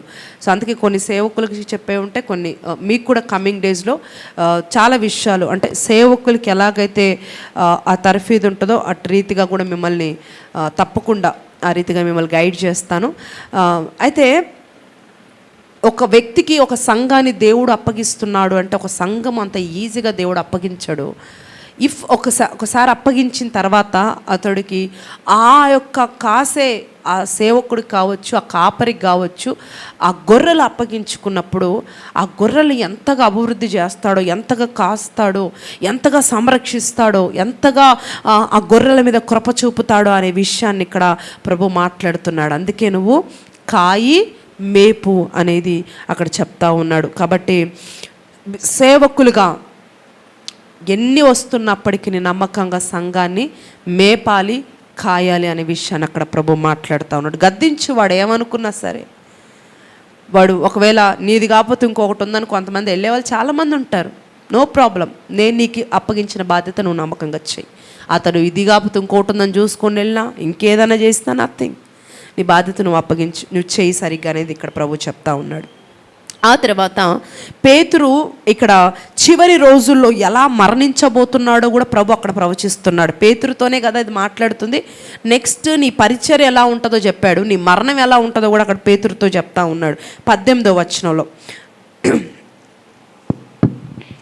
ఎస్, యేసు నా గొర్రెలను మేపుము అన్నాడు కదా. ఆ తర్వాత నువ్వు యవ్వనుడవై ఉండినప్పుడు నీ అంతటా నీవే నడుము కట్టుకొని నీ ఇష్టమైన చోటికి వెళ్ళుచుంటివి. నీవు ముసలివాడవైనప్పుడు నీ చేతులు నీవు చాచుదువు, వేరొకరుని నీ నడుము కట్టి నీకు ఇష్టము కాని చోటికి నేను మోసుకొని పోవునని నీతో నిశ్చయముగా చెప్పుచున్నాను అని అతనితో చెప్పెను. అతడు ఎట్టి మరణము వలన దేవుని మహిమపరచును దానిని సూచించి ఆయన ఈ మాట చెప్పెను. ఇట్లు చెప్పి నన్ను వెంబడించమని అతనితో చెప్పెను. చూశారు కదండి, ఇక్కడ ఏమంటున్నాడంటే 18వ వచనం ప్రవచనం ప్రకారం ఇక్కడ 2 విషయాలు క్లియర్ అవుతున్నాయి. ఏంటంటే పేతురు యాకోబు భక్తుల్లాగా యంగ్ వయసులోనే చచ్చిపోడు అనే విషయాన్ని చెప్తున్నాడు. యాకోబు యంగ్ వయసులో చచ్చిపోయాడు కదా, అట్లాగా నువ్వు చచ్చిపోవు. నువ్వు ఎక్కడ వరకు ఉంటావు? ఖచ్చితంగా నువ్వు వృద్ధాప్యాన్ని చూస్తావు. నువ్వు వృద్ధాప్యం వరకు అంటే ముసలివాడు అయ్యే వరకు బ్రతుకుతావు అని చెప్పాడు. ఆ విషయం తెలిసిపోయింది. ఆ తర్వాత పేతురు యొక్క మరణం ఎంత పెయిన్ఫుల్గా ఉంటుందో ఇక్కడ చెప్తా ఉన్నాడు. వృద్ధాప్యంలో మరణించినా అయితే చాలా బాధాకరమైన మరణం నీకు సంభవిస్తుంది అనే విషయాన్ని అక్కడ ప్రభు మాట్లాడుతూ ఉన్నాడు. నీకు ఇష్టం లేని చోటికి నిన్ను తీసుకెళ్ళి చంపే పరిస్థితి నీకు వస్తుంది. అందుకంటే కూడా యవ్వనస్తుడిగా ఉన్నప్పుడు చక్కగా ఇప్పుడు తిరిగావు ఉన్నావు కాబట్టి ఈ చివరి ముసలివాడు అయినప్పుడు నువ్వే ఒకరికి చేతులు చాచే పరిస్థితి నీకు వస్తుంది. నీకు ఇష్టం లేని ఒక మరణము, నువ్వు ఊహించని మరణము నీకు సంభవిస్తుంది అని, బాధాకరమైన మరణము నువ్వు పొందుతావనే విషయాన్ని కూడా ప్రభు అక్కడ చెప్తా ఉన్నాడు. చెబుతూ స్టార్టింగ్లోనే మనం ఇందాక చూసుకున్నాం కదా, పేతురు యొక్క మరణము ద్వారా దేవుడికి మహిమ వచ్చింది అని. ఇక్కడ ఆ మరణం పొందుట ద్వారా దేవుణ్ణి మహిమపరుస్తావు అనే సత్యాన్ని పేతురు చెప్తున్నాడు. అంత మరణం నువ్వు పొందుతున్నా సరే నువ్వు ఆ టైంలో కూడా నువ్వు దేవుని మహిమపరుస్తావు అనే విషయాన్ని, అతని మరణాన్ని గురించి అతనికే చక్కగా ప్రవచనము అక్కడ ప్రభు ఇస్తూ ఉన్నాడండి. ఆ తర్వాత ఎట్టి మరణము ద్వారా ఆయన మహిమపరచును.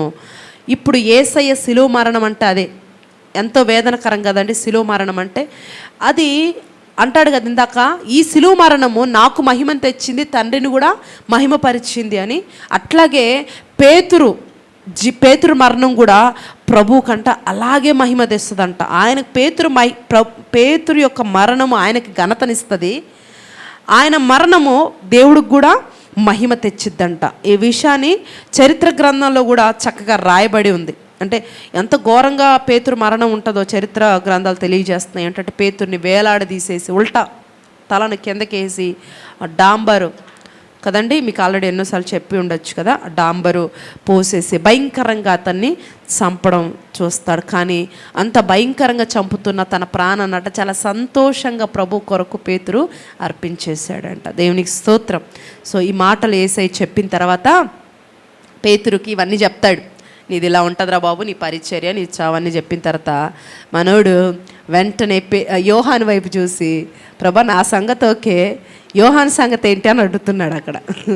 చూడండి, ఇక్కడ ప్రభు నేర్పిస్తున్న విషయం ఏంటంటే, కొన్ని విషయాల్లో మనకి ఏం జరుగుతుంది, మన భవిష్యత్తు ఏంటి, మన జీవితం ఏంటి, దేవుడి చిత్తం ఏంటి, కేవలము మన మీద మనము దృష్టి పెట్టాలి తప్ప, మనది మనం ఫోకస్ చేయాలి తప్ప పక్కవాడి విషయాలు మనకు అనవసరం అనే విషయాన్ని ఇక్కడ ప్రభు మాట్లాడుతున్నాడు. చూడండి, పేతురుకి అరే ఇలా ఉంటుందా, ప్రభు ఇంత చెప్పాడు కదా, ఒక్క నిమిషం కూడా ఆలోచించకుండా ఇలా ఉంటుందా, అవునా, ఎవరన్నా చెప్తే అమ్మో అంటారు కదా, ఇదేది లేదు పక్కన పెట్టి యోహాను వైపు చూసి ఈయన సంగతి ఏంటి, ఈయన చావు ఎట్లుంటుంది, ఈయన కథ ఏంటి అని అడుగుతున్నాడు. వెంటనే యేసయ్య 21 అంటాడు చూడండి పేతురుతోటి.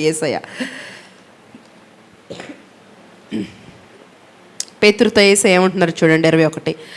పేతురు అతన్ని చూసి, ప్రభువా ఇతని సంగతి ఏమగునని యేసుని అడిగాను. యేసు, నేను వచ్చే వరకు అతడు నాకు ఇష్టమైతే అది నీకేమి, నీవు నన్ను వెంబడించమనను.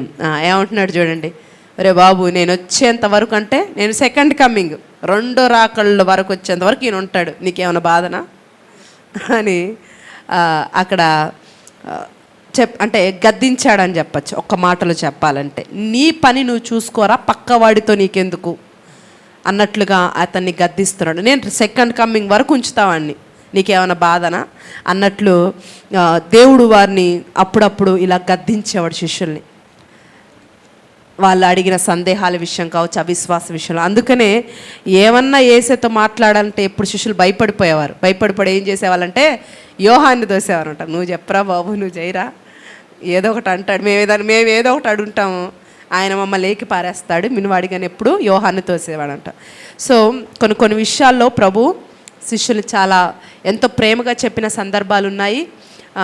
వంకర్ టెంకర్గా అడిగి వాళ్ళ గురించి వీళ్ళ గురించి చెప్పాను అన్నప్పుడు కూడా నీది నువ్వు చూసుకో, నీ పట్ల దేవుడి చిత్తం ఏంటి, నీ పట్ల దేవుని ప్రణాళిక ఏంటి, అది నువ్వు అడుగు, వాళ్ళందరి గురించి నీకెందుకు అన్నట్లుగా అక్కడ గద్దించడం కూడా మనం చూస్తూ ఉన్నాం.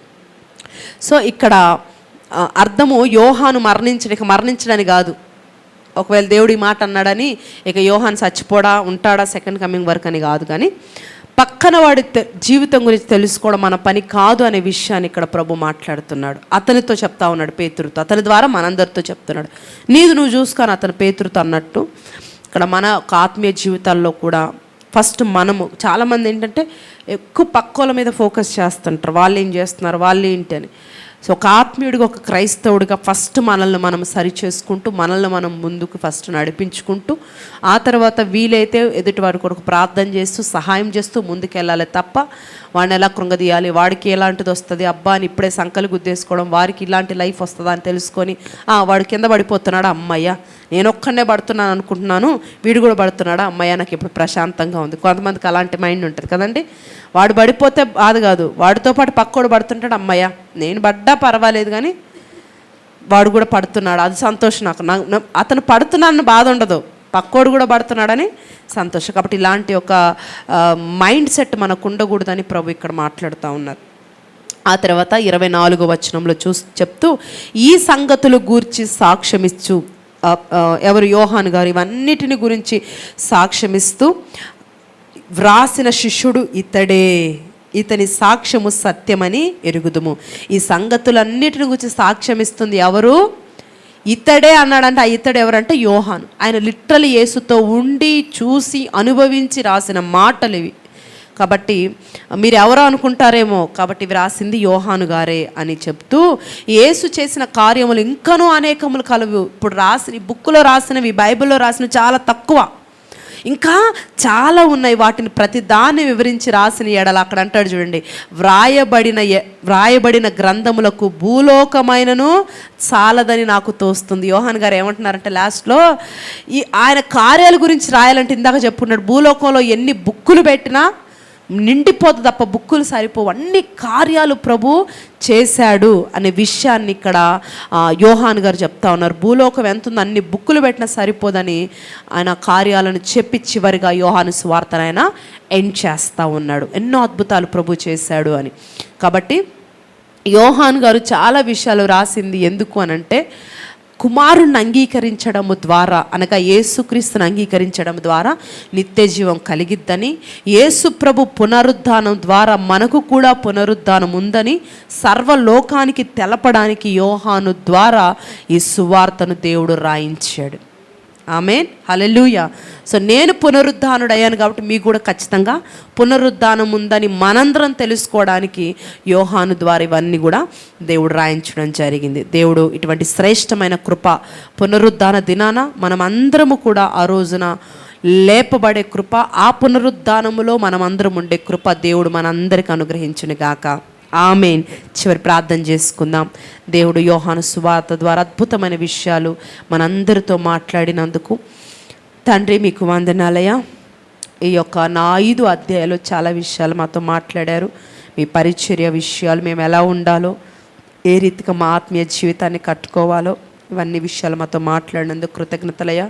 నిజమే దేవా, మేమందరము కూడా రేపు ఆ పునరుద్ధాన దినమున అయా నీ సన్నిధిలో ఉండే భాగ్యమును మాకు అనుగ్రహించండి ప్రభా. మీ కృతజ్ఞతలు రాజ్య దేవా, మీ కార్యాలను నెమరవేసుకుంటూ అయా వాటన్నిటినీ మా జీవితాల్లో అప్లై చేసుకుంటూ మరింత విశ్వాసంగా, మరింత నమ్మకముగా మాకిచ్చిన పనిని సమాప్తము చేయనట్లుగా మీ కృప మాపై కుమరించండి తండ్రి. మీకు ఏ పనిని అప్పగించారో ఆ పని నమ్మకంగా మీరు జరిగించారయ్యా. అట్టి రీతిగా మేము కూడా నమ్మకముగా మా విశ్వాస జీవితంలో ముందుకు వెళ్ళే కృపను, భాగ్యాన్ని మాకు అనుగ్రహించి దీవెనకరంగా మమ్మల్ని నిలబెట్టి మహిమ పొందమని యేసుక్రీస్తు శ్రేష్టమైన మీ నామములో అడిగి వేడుకొనుచున్నాను తండ్రి. ఆమేన్, ఆమేన్. May God bless you all. దేవుడు మిమ్మల్ని అందరినీ దీవించును గాక. సో ఈరోజు మనం యోహాను సువార్తను ఫినిష్ చేసామండి. సో నెక్స్ట్ కమింగ్ డేస్లో మనం అపోస్తుల కార్యములు తెలుసుకోబోతున్నాం. చాలా విషయాలు అపోస్తుల కార్యంలో మనం నేర్చుకోబోతున్నాం. కాబట్టి చూడండి, అనేకులకు షేర్ చేస్తూ ఉండండి, కమెంట్ చేస్తూ ఉండండి, సబ్స్క్రైబ్ చేసుకోండి. తద్వారా దేవుడు బలమైన కార్యాలు మీ అందరి జీవితంలో జరిగించును గాక. ఆమేన్. May God bless you all.